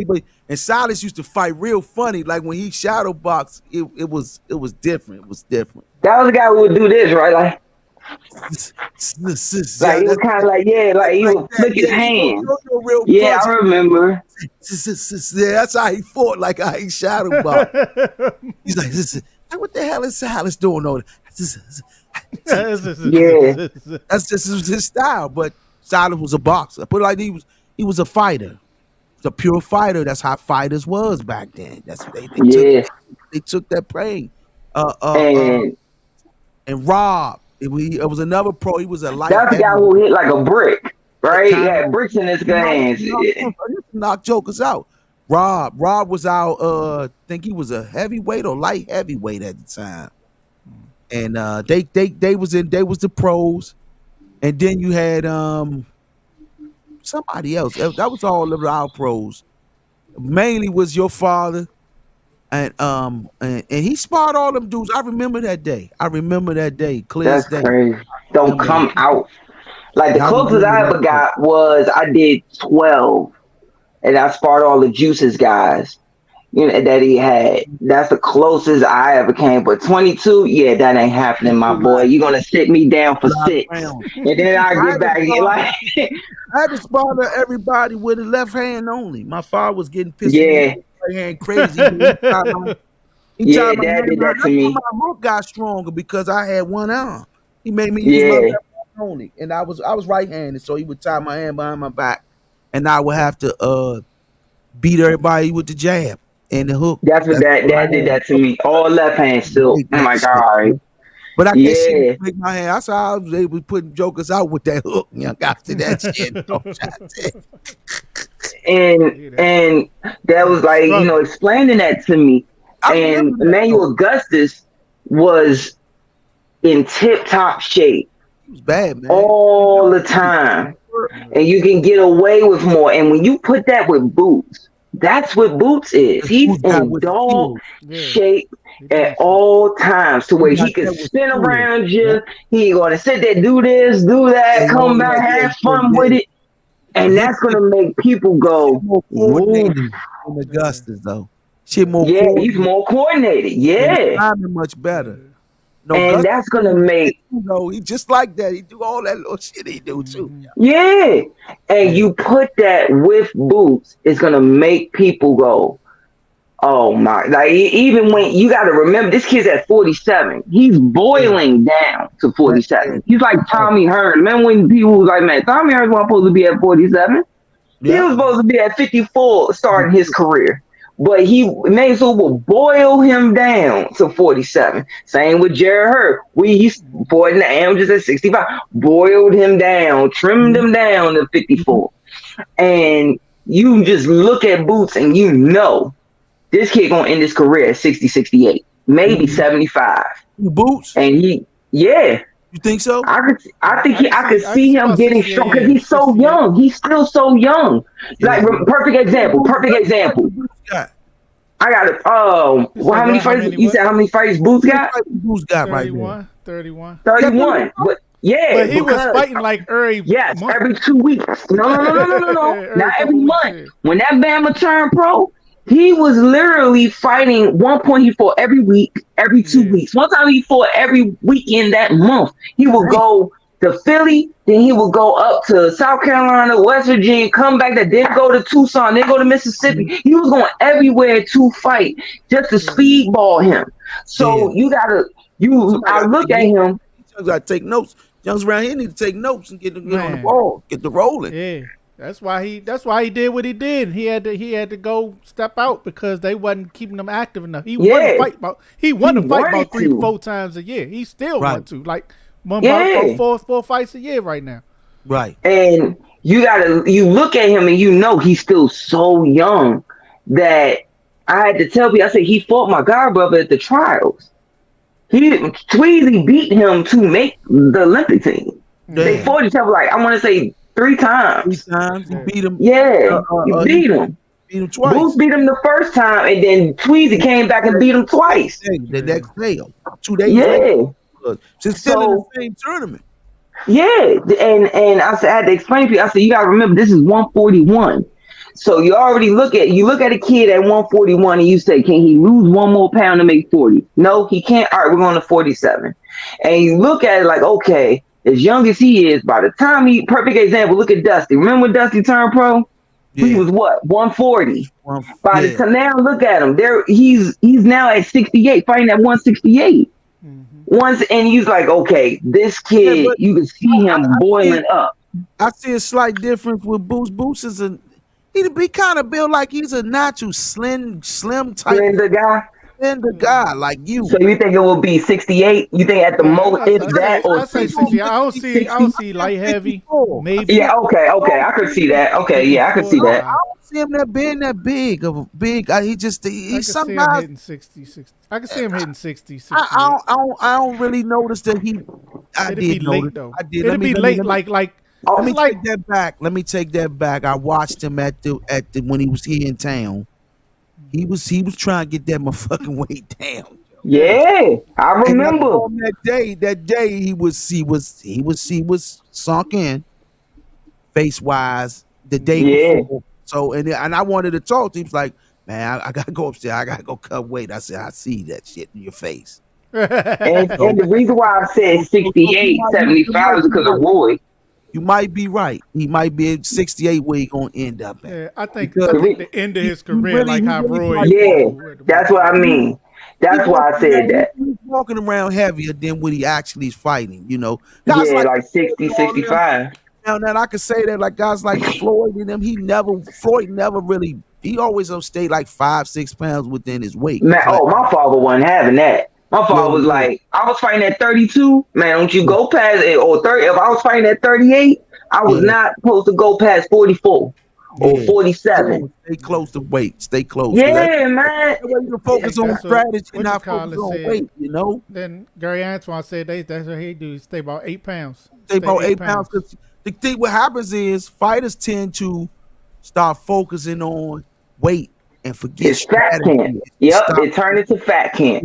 It become fat. That's a good one. That's the first time I heard that one though. Fucking fight. Call it what it is. Then come fight time, you too drained. It's right, exactly. And then it's no strategy. We ain't got no game plan. How we gonna beat this guy? We was more focused on how we was gonna make weight. Yeah, just to get to the money. Get to the money. And So that's why I said with Boots, I'm thinking like Roy Jones. Like, remember, Roy started at 52 in the amateurs, turned pro at yeah, 54, made it to 205. But I'm like, okay, Boots is young, wait, kind of similar to Roy. Maybe he makes it to 60, 68. it 47, 56 back then. Oh, 47. yeah, yep, yep. Okay, yep. Yes, Yeah. sir. So they Yes, sir. changed the weight classes up with the amateurs now. I don't know what's what now. Man, what? That Man, is crazy. changed it up. Yeah. So number Number 3. 3 for me. Yes, sir. No, you number 4 for you. Number 4. Number 4 for me is Boots Ennis.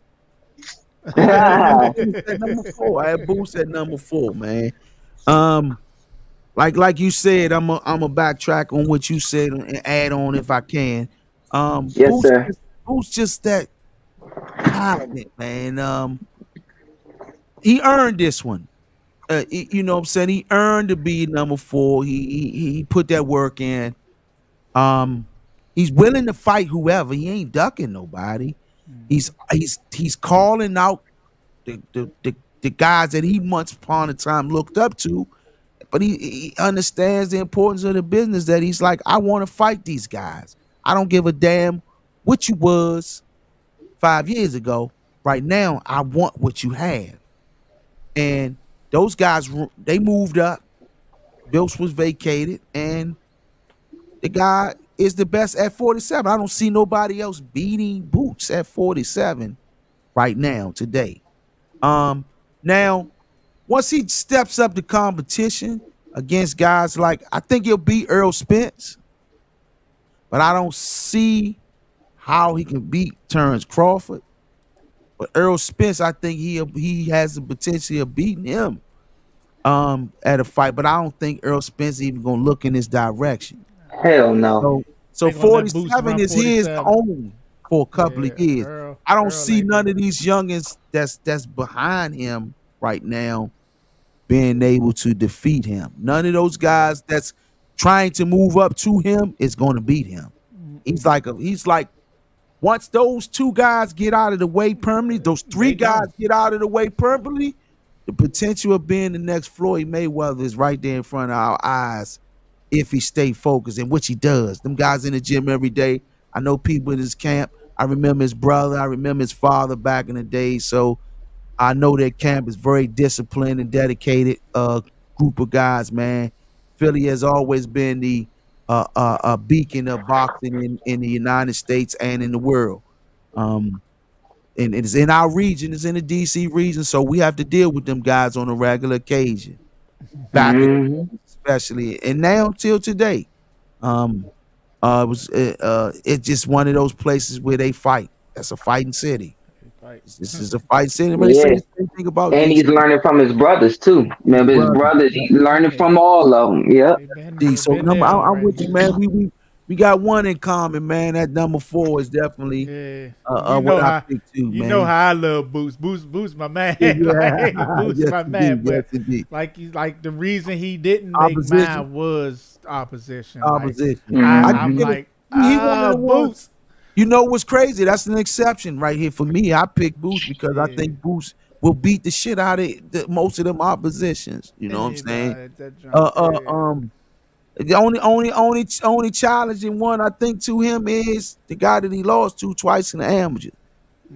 And the only reason why the homie didn't make the list because they all ain't nobody trying to fight him. So I won't put him on anything because nobody's trying to fight him. No, I'm speaking on Curry. Once he get this belt, he on there. Yes, indeed. Well, he going about to get the interim, and then Devin, whoever gonna have to. They can't duck him with so much. They can't duck him no more. Mandatory. Now let's go to number 3. Number 3. My number 3 is the man, the myth, the legend, Bud. What? Bud Crawford. Shit. Bud, number 3. Shit. And the reason he number 3 and not higher is because the 2 dudes higher fought pretty much 3 times since his last fight.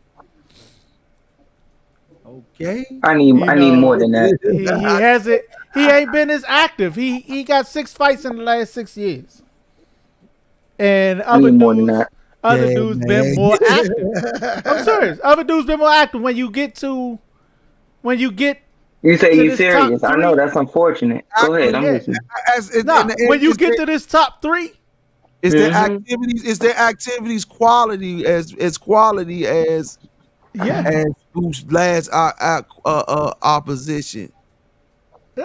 quality wise. They all got about the same accolades. That's what I say. Quality wise, I'm talking about fights. Yeah. Yeah, yeah. The two above him got that one fight he just had was quality wise. That's the question to ask. Hey, Okay, stick to it, Joe. It's cool. It's cool. It's cool. I'm sitting here like, yeah. You know, It's but cool, man. I give it to I him. guess You know we what I'm get saying? one crazy ass To answer. undispute. I mean, come on, what? 3-1 ain't I'm just crazy, you messing know. with you. I'm just messing with you. 3-1 I ain't said we crazy. all get So. one, man. We But all the top three for me is The interchangeable. top three is a complicated choices though. It's the They one. interchangeable. I'm The just three teasing for you, me. man. I understand. Yeah. I know your mindset, so that's why you know what I'm saying. I know, but yeah, that shit, Bud a bad motherfucker, man. But bad dude, man. You know, bad dude. And after this next fight, he might be back to number one or number two. It's You cool. know, It's cool. it's I know just that your the other two, they got more recent, I know you like the crazy looking I accolades know, and performances. I know you like to create waves when the sea becomes calm, man. So Nah. Hey. all right, brother JR, give me your number 3 choice. My number 3, I'll put Vasily Lomachenko, and that just from his not just the last performance, but this guy done went. He's literally back into the weight class he's in now because he moved up to 140, beat one belt at 140, and was like, guys are too big, man. Hitting too hard. I need to go back down. You know, like he did it for 2 fights, 3 fights. I think it was 3 because he fought Linares, Pedraza, Luke Campbell, right? If I remember right, I think those are the 3. And he did that, and it's like, all right, these guys are hitting too hard, just a little too. He kind of reminded me of Ray when Ray Leonard fought Donnie Lalonde. People forget about Donnie Lalonde, but he fought him at 175, and Ray said that's the first and only fight I ever fought in the pros where every single punch hurt. Like every time he hit me, it hurt, or he hurt me. And he was like, but yeah, this is where it ends. I'm not going up. No, I'm going back down. Yeah, no, I'm going down. And he went back down to 60, and his dismantling and being the guy from 26 to going up to 40, taking the challenge, knowing that these guys are almost a foot taller than you and arms are longer than you, and taking that challenge at 140. And it wasn't like he grew into 140. No, it was, I'm going to take the challenge. Took that, used his skills, got it done. And then after beating up not just one challenge at 40, but multiple challenges at 40, and then saying, all right, enough is enough. These guys just hit a little too hard at 40. I had to dig a little bit too deep. And it's time for me to go back down to 30, 35. And to do that and then do what he's done. And then to hear him get older and hear people say, can he stop guys anymore? Because it was at a point in time where he was, people were calling him Nomaschenko because he was taking top guys and making them wait, even when they wasn't beat up real bad, just saying, man, I'm done. And I'm done. And they would stop the fight. And to come back with his last performance and basically stop this guy, and already as he's stopping him, had them about to throw in the towel. Kind of a reminiscence of the past, of yesteryear, with his performances. And he's not one of those guys like, oh, remember when Ray Leonard wasn't dancing as much anymore? He just playing his foot and counterpunch. Yeah. He's not necessarily like, Loma's not Ray, where it's like, oh, he doesn't step over like he used to. No, he still does it. He's still doing it. That's literally his style. He just has to, when he was fighting the taller and bigger guys, he had to do it a different way. You know, it took him longer to get on the inside. And guys' arms were longer. The Teofimos and the Devin Haney, all these guys' arms were longer. Mm-hmm. You know, so now to see him go and do his thing the way he did his last fight, and then just his overall resume, I think I'll put him at 3. Okay. Man, I got my number 3 is Inoue. That I just think the boy. Yes, Lord. I just think he can crack, man. Only thing about him is I'm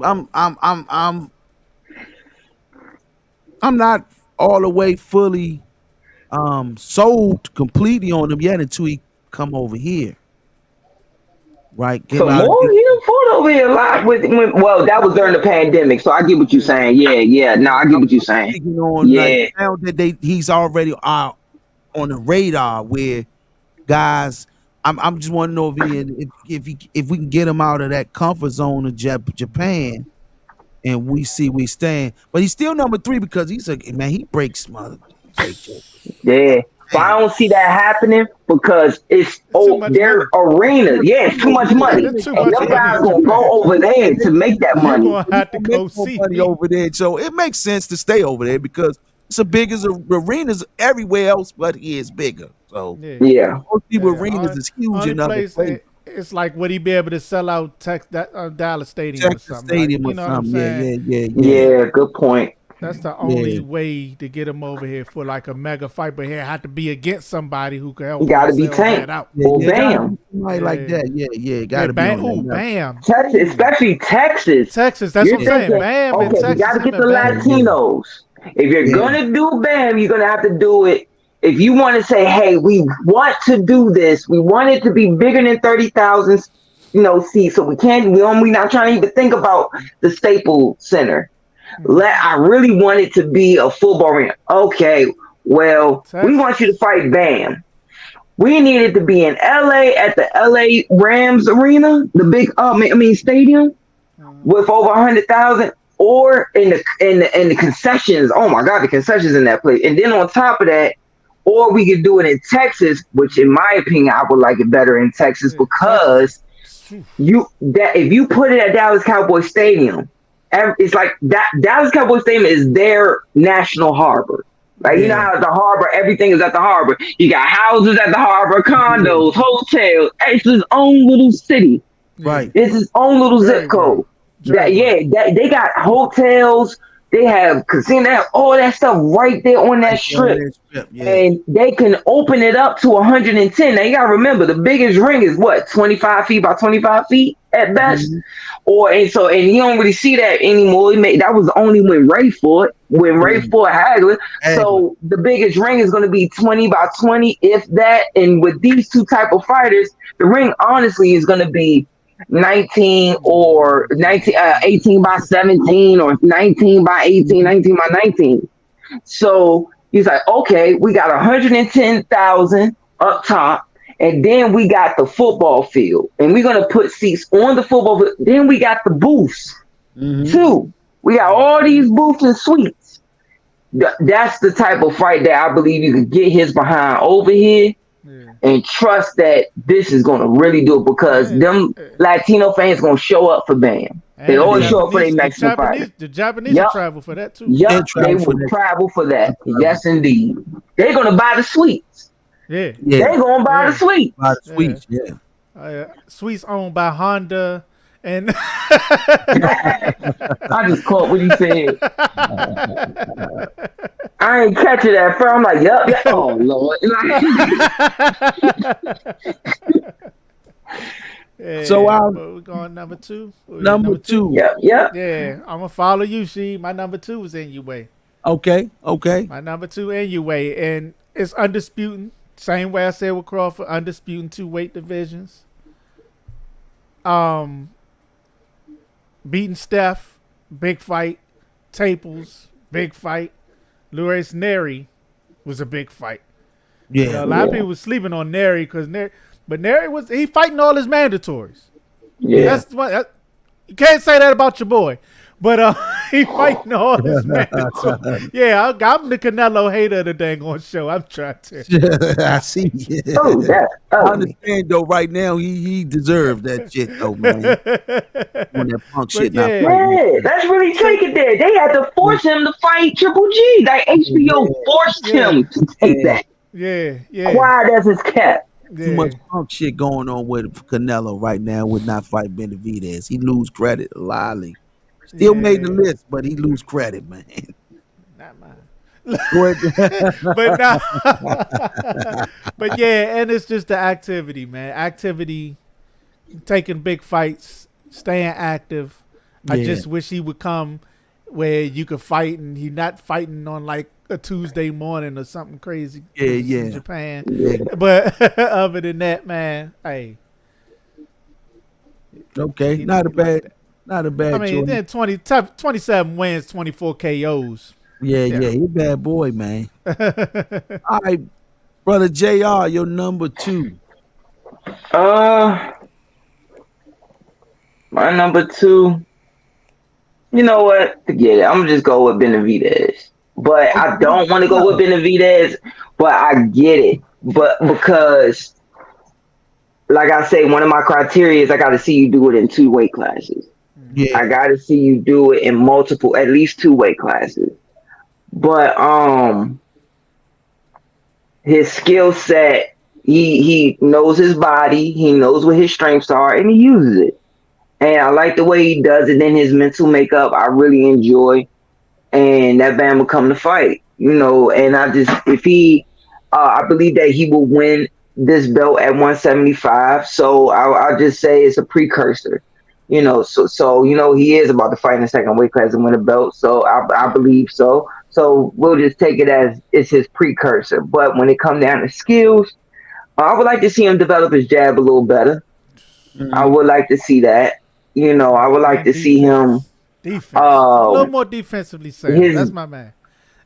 That's I my man. like he does. I used to think he don't work on his defense, but I watched different clips of him in training. He does work on his defense, so that leaves it to me to think he hasn't had to do too much to He use ain't his got hit. He defense. ain't got hit like that yet. Not just that, because he's been hit, but the way, like for instance, when he was in there with Caleb, when he's been in there with Boo Boo, all he had to do was pop, pop, pop, pop, boom, boom, and then he grabbed him. It was just control, control, boom, and then he locked him up and would drop his weight on him a little bit. He didn't have to That's how he really do. pull on his shoulder, and he may let some of it touch his shoulder, but his whole thing is letting it hit his forearm, maybe touch his shoulder, but it's boom, boom. He goes to the George Foreman thing. Boom, he throws his and that in between is as he's throwing is what you're gonna catch as then he locks you up from that Mhm. mid range to inside range.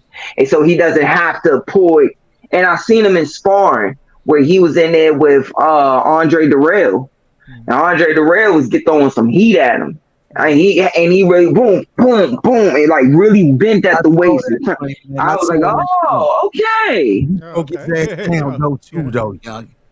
Yeah, and He I showed, give it to Andre Darrell. Andre Darrell yeah, for showed him, up. he Yeah. showed, and for him to not be fighting no more too. That was some good. Huh, man. That was some good work, young.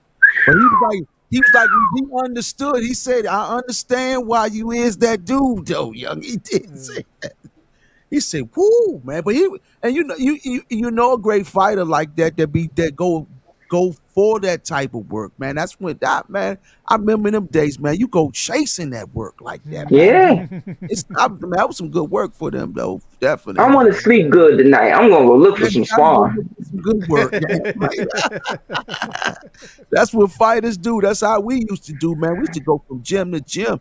I remember me and this guy. I don't mean to get off topic, but I wanted to bring this up. Thinking that remind me of that work was me and this guy named Cameron White.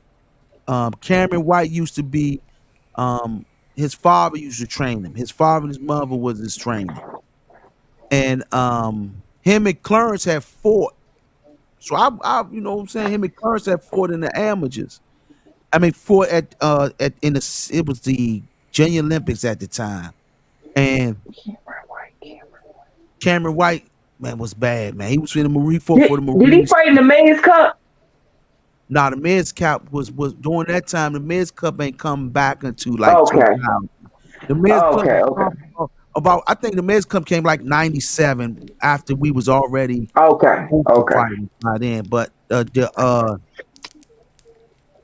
Cameron White had fought Clarence, and he fought Gary Jones, the older brother, Gary Russell, Russell brothers.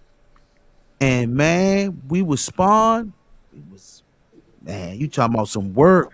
Like, that's when I knew I was on that level right then. Yeah. I had to spot somebody like him to know what level I was on. Yeah. And that's when I realized who I was. Spawned Cameron White. Cameron White had some of the best footwork you ever see in boxing. If I could pull up some of these tapes of Cameron White footwork was like Ray Leonard and Daryl Coley. Beautiful bride. One of the most prettiest bicycles you could see when he's moving around. Yeah, you man. Cameron White was just as sharp, man, with this shit, man. I'm trying to tell you. If I find some tapes, I'm definitely gonna pull them up. That's how he was. But I'm gonna get to my number 2. My number 2 is no other than Baltimore's own Gervonta Tank Davis. I give Gervonta number 2. Gervonta draws seats in the casino, in the arenas. Gervonta's an electrifying fighter. Gervonta is the one who, when his name is mentioned, everything stops for him. Skill-wise, Gervonta can box. Gervonta just ain't have to box. Gervonta will knock your ass out with either hand. Gervonta is going to give you an exciting, electrifying fight. Fighters don't just get top level gift from me based upon just pure skills. You can be a bad motherfucker, right?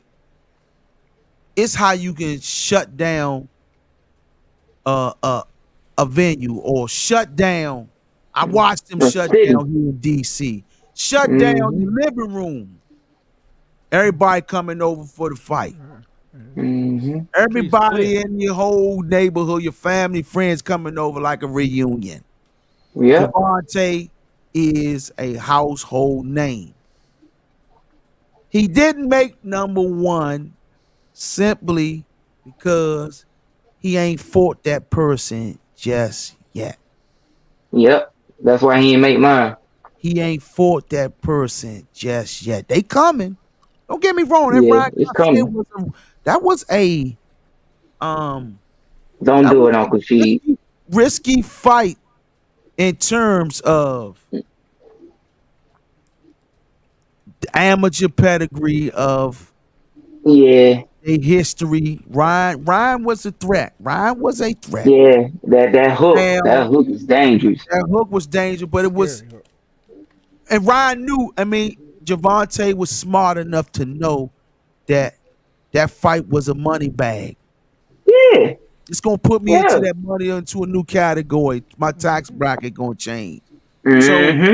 So as a businessman and a fighter, you got to give it to Gervonta. Gervonta's making them dudes jump through hoops, doing shit that they know they don't want to do, but they got to do it because Gervonta Tank Davis, I got to take this fight. That's a sign of being one of the faces of boxing. So number 2 goes to Baltimore's own, only because a slight difference in opposition. He ain't fought that person that we are threatened. Like, oh shit, Gervonta could go either way. Gervonta or whoever's blase blah, he fight. Yeah, we ain't got that yet. We ain't get there yet. So once he get that level, when he fight that person that we like, oh shit, it could go either way. That's when we gonna give him the number 1 slot. So he ain't get that number 1 slot. And we headed to the number 1 slot. Before we go to the number 1 slot, we're going to take a slight commercial break before the number 1 slot. This episode has been brought to you by Raw Vegan Plant-Based Protein Powder. the undisputed champion of plant-based protein powder. I got mine. It's time for you to get yours. Visit rawvegan.com. Okay. Wait, did I say my number 2? Did I say my number 2? Yeah, you did. You did. Okay. Yeah, you did.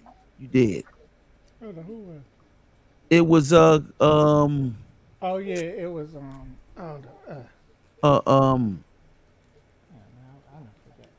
I forgot, but you said it. You did say it. Yeah, I did. All right, cool. I did. All right, cool.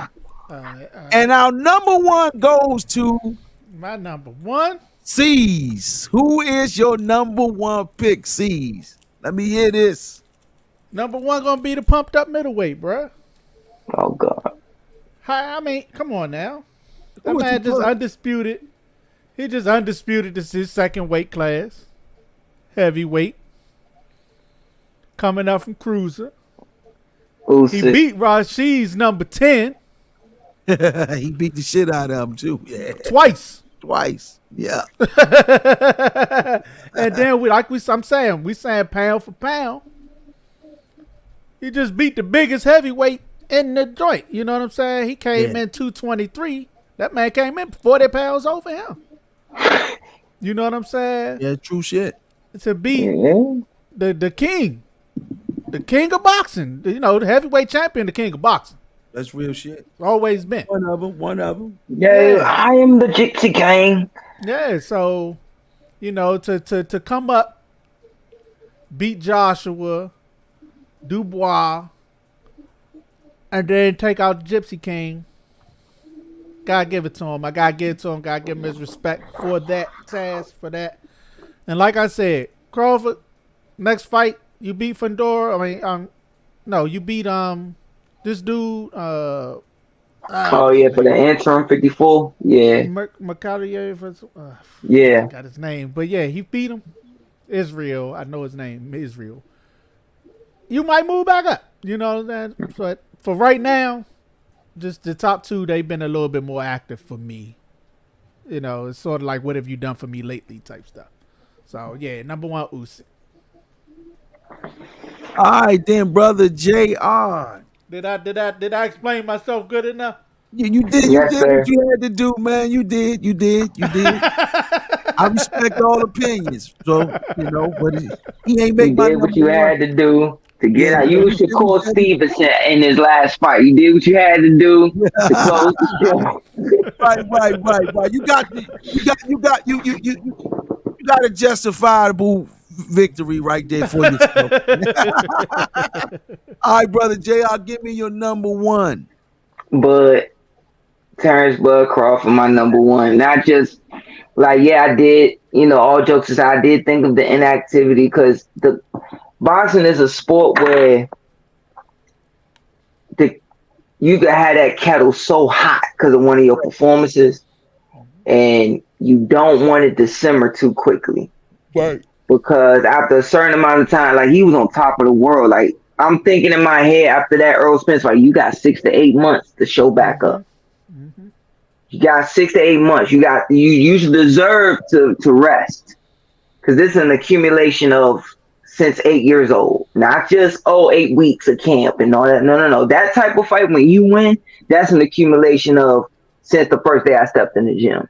Mm-hmm. So I get it. You take 6 months off doing absolutely nothing, just shadow boxing, maybe run, touch the bag or whatever. I get it. But it was like, man, you need to stay. If you're going to go to 54, freaking do it already, Right. And, but certain things were going on with contracts and everything. And the crazy part is now how things are looking, we still might get an Earl Spence rematch because he wins an interim belt at 54. Why Earl wants to fight Fedor is your first thing back. I guess you think Fedor is damaged goods and you can get in on the inside and break them down, but that's a stupid fight right now for you. Yeah. But whatever, do you champ? I'm not. He can still pull it off, but I feel like you're putting yourself in another war. But he pulls it off, and then they both got belts at 54, interim or not. It's still going to wind up somehow, some way. Boxing politics is going to elevate Bud so they can make that unification. And now we see them at 54. The storyline ends up being, voila, hey, now I'm at 54. See me now, I'll be stronger, da da da da. And then they make the fight at 54. I honestly can see that happening. But overall, his resume is can't take nothing from this guy. He fought some guys, man, and he didn't mind taking it to the trenches if he had to. Some guys you get hit and you want to, hey, yo, slow the fight down, man. These next 2-3 rounds, slow this joint down. Get back on the jab. We'll pick it up later. Whatever. Nah, he going right to it and get rid of these guys in the same round. Then fighting, he had a couple of nights off, which was deserving. But he fought some guys that some people like, he wasn't, even when he was at 30, 35, it's like, man, he ain't supposed to beat Breeders Prescott. Where people like, man, Breeders Prescott hit too hard. All the money was on Breeders Prescott. Beats him. Goes over across the pond.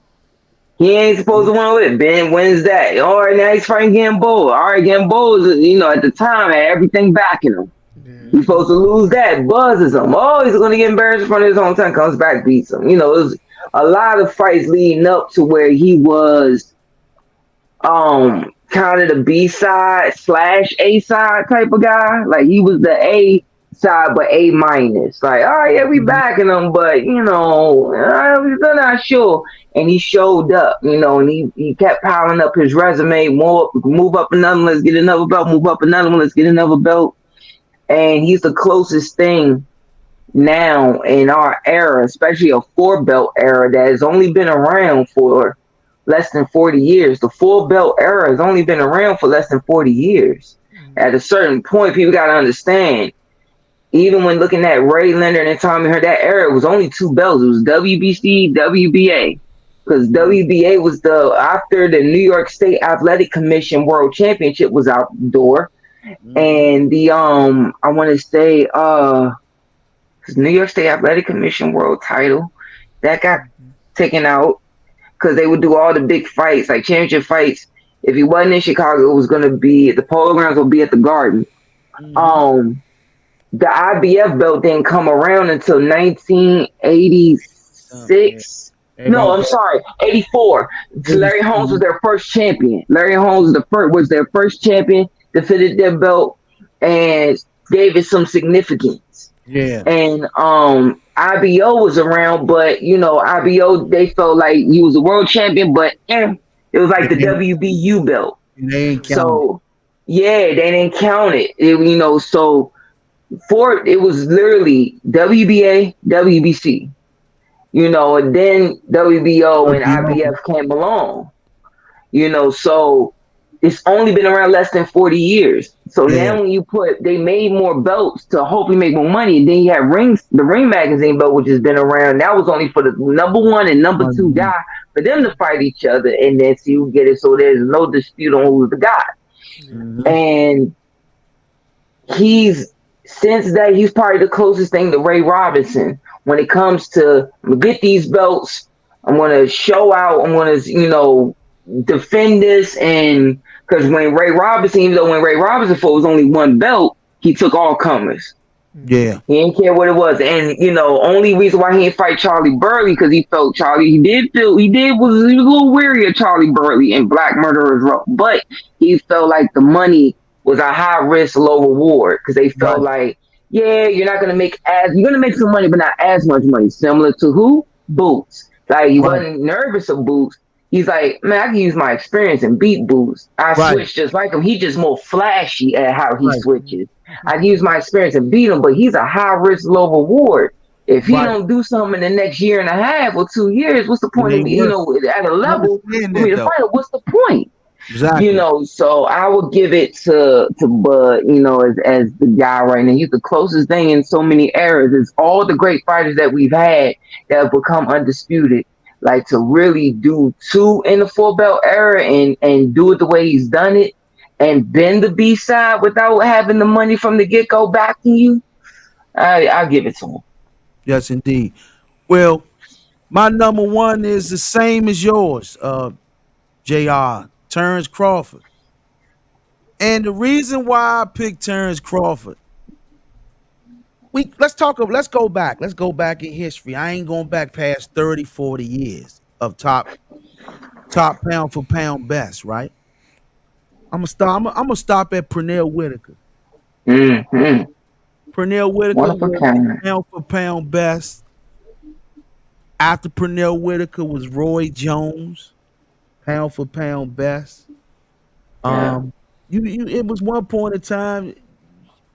Oscar De La Hoya made the list for a small amount of time. Then you got um Floyd Mayweather, right? That Mm-hmm. was the last known pound for pound king for a few years, almost 10 years of running that. Terrence Crawford possesses those same qualities as those four guys I just named. And Yeah. then if you looked at the pound for pound list, uh, our very own Mark Two Sharp Johnson made that list Yes, indeed. several times. And I'm going off of skills. We talk about inactivity, y'all. We mentioned that about Terrence Crawford in the beginning or whenever we mentioned it, right? I've heard y'all say it, both you guys say it a few times. Guy's Yeah. 40-0. He's 40-0. Mm-hmm. He's at the last stages of his career where he shouldn't be fighting, but once a year, twice a year. He's at the end of his reign right now of his last few fights. And these last few fights have to mean something. Mm-hmm. You look at the fight that he just took place. That was the biggest fight of this generation. That fight right there was the biggest fight of this generation. We talked about that fight for the past 5 years. That one fight right there, Longer than that. right? That one 20. fight right there equals to inactivity of 4 or 5 years, whichever, 2 years, 3 years, whichever. The guy's 40-0. 40-0, and I want to be precise with 31 KOs.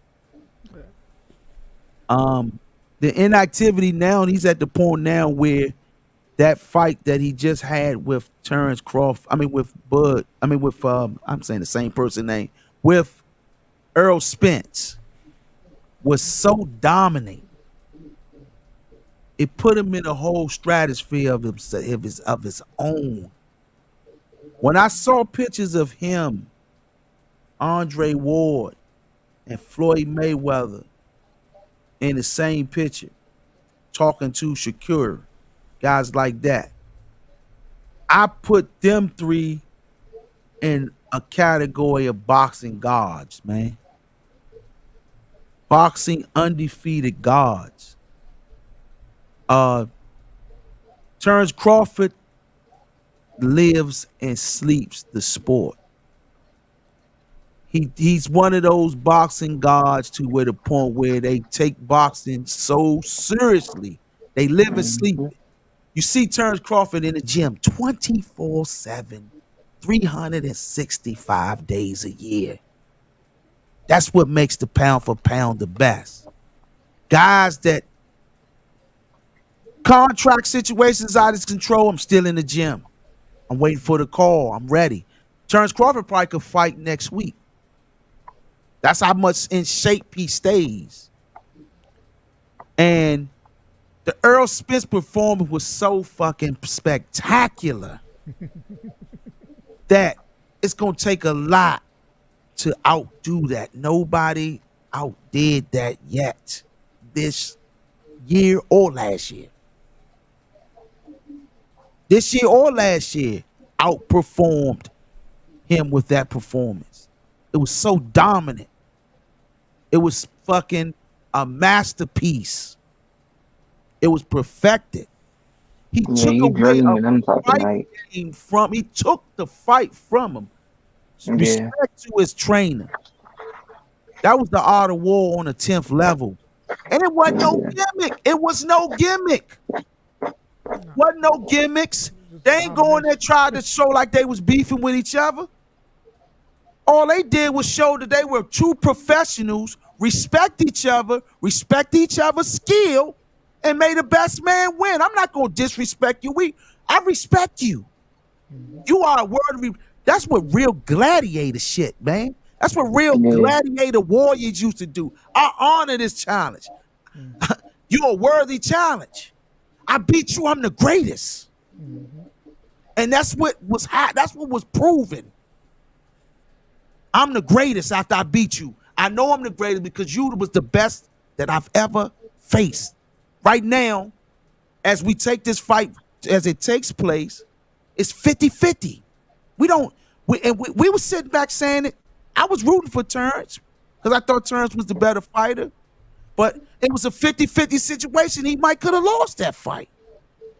That's what determines who's the best pound for pound fighter. That quality is so massive of a fight that took place between each other that he could not fight for 2 years and still it ain't wore off yet. That's how worthy of a challenge it was. That they fought each other on that level. And fighters need to take notes. Canelo should have been at 1. The old Mexican style fights and Mexican fighters fight each other. They don't duck shit. I don't know where Canelo got this shit from. So he loses out to Bud Crawford. If he could have fought Bud, shit, that's still a 50-50. He won't do it. I know he ain't gonna do it. Worried about the embarrassment. He's worried about the wrong shit. But see, it blows me because Bud at 154, right? Right. Lil Charlo was at 154, right? 154, and he's ready to fight with no problem. I fight Lil Charlo, but Bud, I ain't gonna gain nothing from fighting. I ain't gonna gain nothing from him. You wasn't gonna gain nothing from fighting for Charlo, but you fought him. For Lil Charlo. You ain't gained shit for fighting Charlo. I thought it was a circus, man. I ain't seen nothing. I said, he fighting Lil Charlo? I thought he fighting Big Charlo when I first heard the number. I was like, all right, Big Charlo, at least he coming up a level, but he coming up a weight class, but whatever, I'll watch it. Lil Charlo, I said, I'm not watching. And let me say this. Those that know, if you listen to my old commentary or podcast in the past, I love fucking Canelo style. Canelo biggest fan. One of his biggest fans. I love this style because he fight like I fight. If I show you a video, you'll think we was identical. If I show you a video how I used to fight as a young man, you'll see the identical fight style. I was a boxer puncher. So the opposition. I'm rooting for Canelo because he's a Mexican. I'm like, Mexicans don't duck nobody. They fight everybody. Not this guy. Bud Crawford, the baddest motherfucker on the planet. Discipline, dedication, confidence. That's the Michael Jordan effect. There's only a few people got that shit. Bud Crawford, one of them. Floyd Mayweather, Muhammad Ali, Sugar Ray Robinson, Michael Jordan, Barry Sanders. Let me get one more. I'm gonna say one more and I'm gonna leave it. Tom Brady. These guys got something special that most guys don't have. That number 1 was a good choice, man, by all of us. All our choices was good except for my motherfucker Joshua, Anthony Joshua. I'm gonna take that one on the chin. You got that. Man. Who's y'all honorable mentions? Oh, I got one. I got one. I got one too. Go and get your honorable mention, JR. Devin Haney.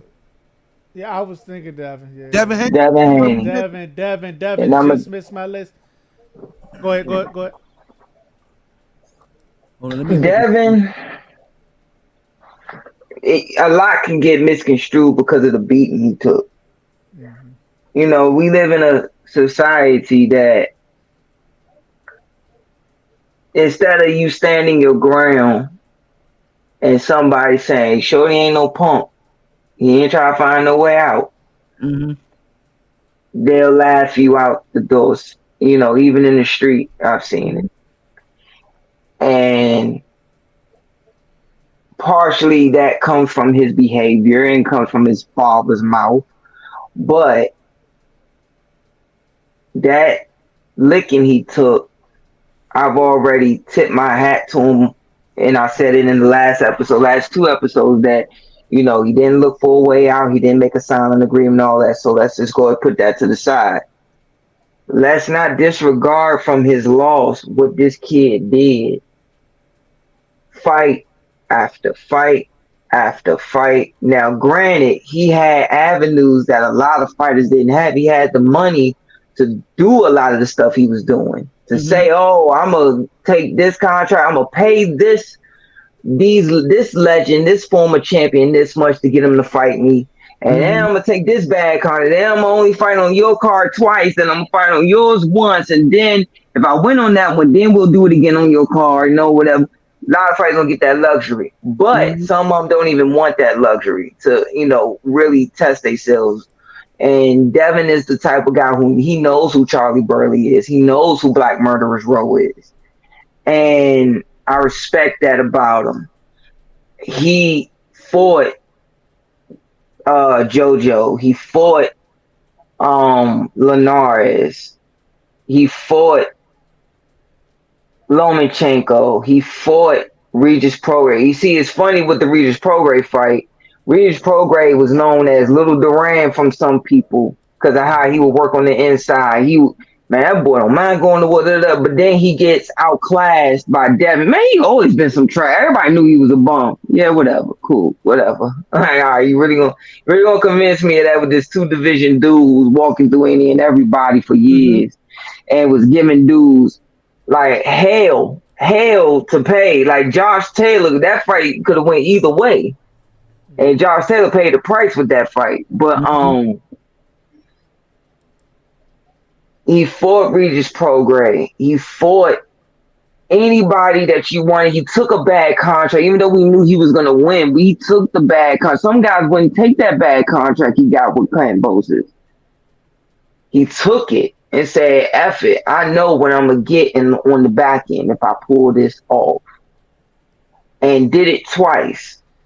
And then went on. So I will tip my hat to him and say, pound for pound, I say Devin, because he took his style and he went in for any and that all comers that he could get to. And he gave everything he had. He didn't try, even when he was in bad shape with Lomachenko, when Lomachenko just touching him when he knew where he was gonna go. And he was still, I'm gonna stick to what I'm doing, keep doing what I'm doing, and he pulled it off. So he fought a lot of guys, a lot of list of guys. You look at his box rec, where some young fighters would not have touched Linares.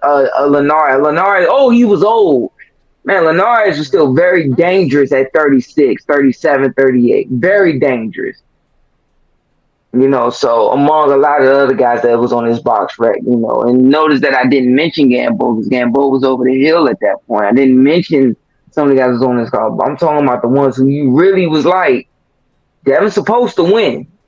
Not, Devin gonna win. No, Devin's supposed to win. It's two totally different energies with those two statements. Devin gonna win. No, he's supposed to win. Yeah, that's what it is. So, look at his box route, tip my hat to him. Yeah, pound for pound, honorable mention. I give it to Devin for, the guys that he's fought from 30 to 35, 40. I was thinking, like, if they reverse this, loss or whatever, Lord Jesus, maybe Devin to go back and ease his way back in up a couple spots to probably about number 9 on my list. You know what I mean? But the loss, the visual's always going to be there. But once the whatchamacallit come off, maybe he could be somewhere around 9. Just because he did undisputed the division or whatever and came up, got another belt. So, just in honor of that, I was thinking that. But so that would have been an honorable mention for me. But you got that one. I'm gonna go with Matias. And I'm gonna go with Subaru, man, because I think he the new boogeyman. Like, I don't think nobody want to touch him, man. Get a broken eyeball or eye socket, none of that shit. He tells same thing. Break. Same thing as with Beterbiev. he 20-0 with 20 KOs. Matias is 20-1 with 20 KOs. He And did came take back and got that loss back by came back. destroying the guy. He got caught slipping one time. He got caught slipping. You know, he had an off night. But yeah. So yeah, mine's Sue Brown, man. I think I like his style. He remind me of a little Benavidez, man. His style just like Benavidez. Pressure. I'm gonna wear you down mentally, physically, and then I'm just gonna blitz you. You out of here. Sue Brown. What you see? Man, I want to make a trade. Nah, you can't trade, man. Ain't no trades. Lomachenko, Joshua man. is stuck on your list. Lomachenko, my number 10 honorable mention, man. You stuck with Joshua, bro. Damn. I don't know what the fuck I was thinking about. You was thinking about the money. You notice I'll notice only make from 5 up to 1 because shit, anytime there, I'm confused. So, but no, honestly, Lomachenko should have been on my list. Yeah, honestly, Loma, I forgot about Loma. Loma, especially after the hell of a performance he just put on recently. So, I can take that on the chin, man. I'm a fighter, man. Amateurs, we learn from our mistakes fast. So, but Loma number 11. It should have been on that list because that performance.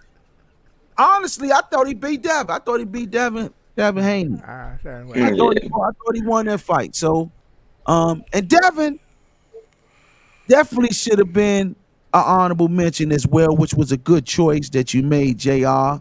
I still think, even though he got outclassed this fight, that doesn't knock you. Like I say, that losing doesn't knock you off or nothing always, because it depends on the fight, and then this guy's under investigation for using drugs before the fight.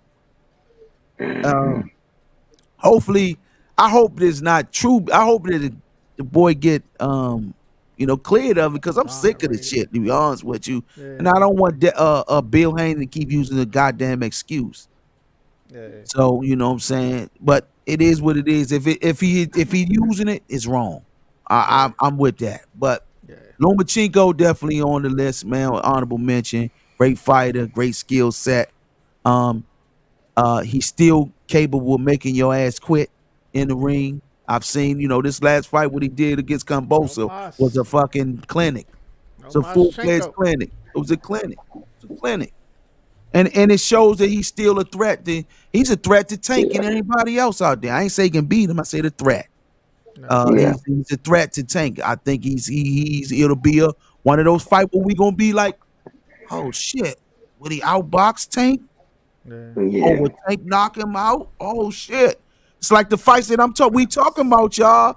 The fights that we talking about. Oh shit. Tank. Biting your fingernails. You know what I'm saying? Shit. And that's what's going to take Tank to I don't think Al and Bob want that to happen. Oh, they definitely didn't want it to happen 6-7 years ago. 6 years ago, no. They ain't going to cooperate. But, man, this was a great show. We had more topics, but, man, we was a little behind schedule. I think we're going to close. We going on goddamn 4 hours, fellas. Yeah, that's sure. If you want to do another one tomorrow, I don't care if we can catch up on them topics. Let me know. I'm off tomorrow. Tomorrow work. We're gonna close the topics. Yeah, come on, because we got go over this fight this week. Fight tomorrow for sure. All right, let's cook. Yeah, we're going tomorrow, man. Same time, and then also, I'm gonna try work on trying to get Jamal Harvey on here tomorrow. Hey, I can pull that off because what I'm trying to do is, man, I'm trying to get all the Olympians on here to send them off, man, before he go and start training for that, man. Yeah. If I can get at least 4 Olympians on here. If that don't work out tomorrow, it'll be soon. If I can't pull that off, you know what I'm saying? I know if I got to get a hold of him, then I get a hold of them. I know they'll be extra open for something like that to give them some advice and things like that. A shout out.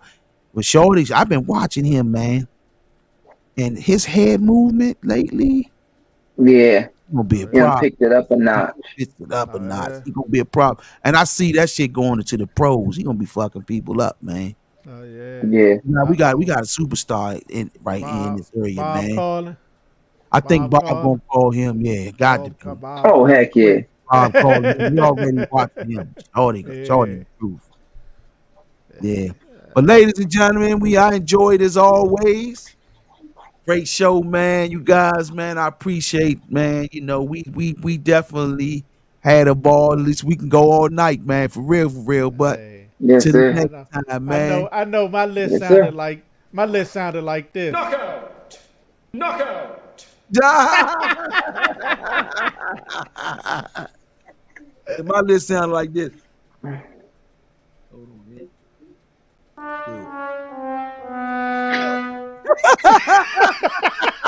Nah, just my number 10 did. But yo, that's it. The All second right, y'all. one, Till Sports tomorrow. Media. Peace. Peace.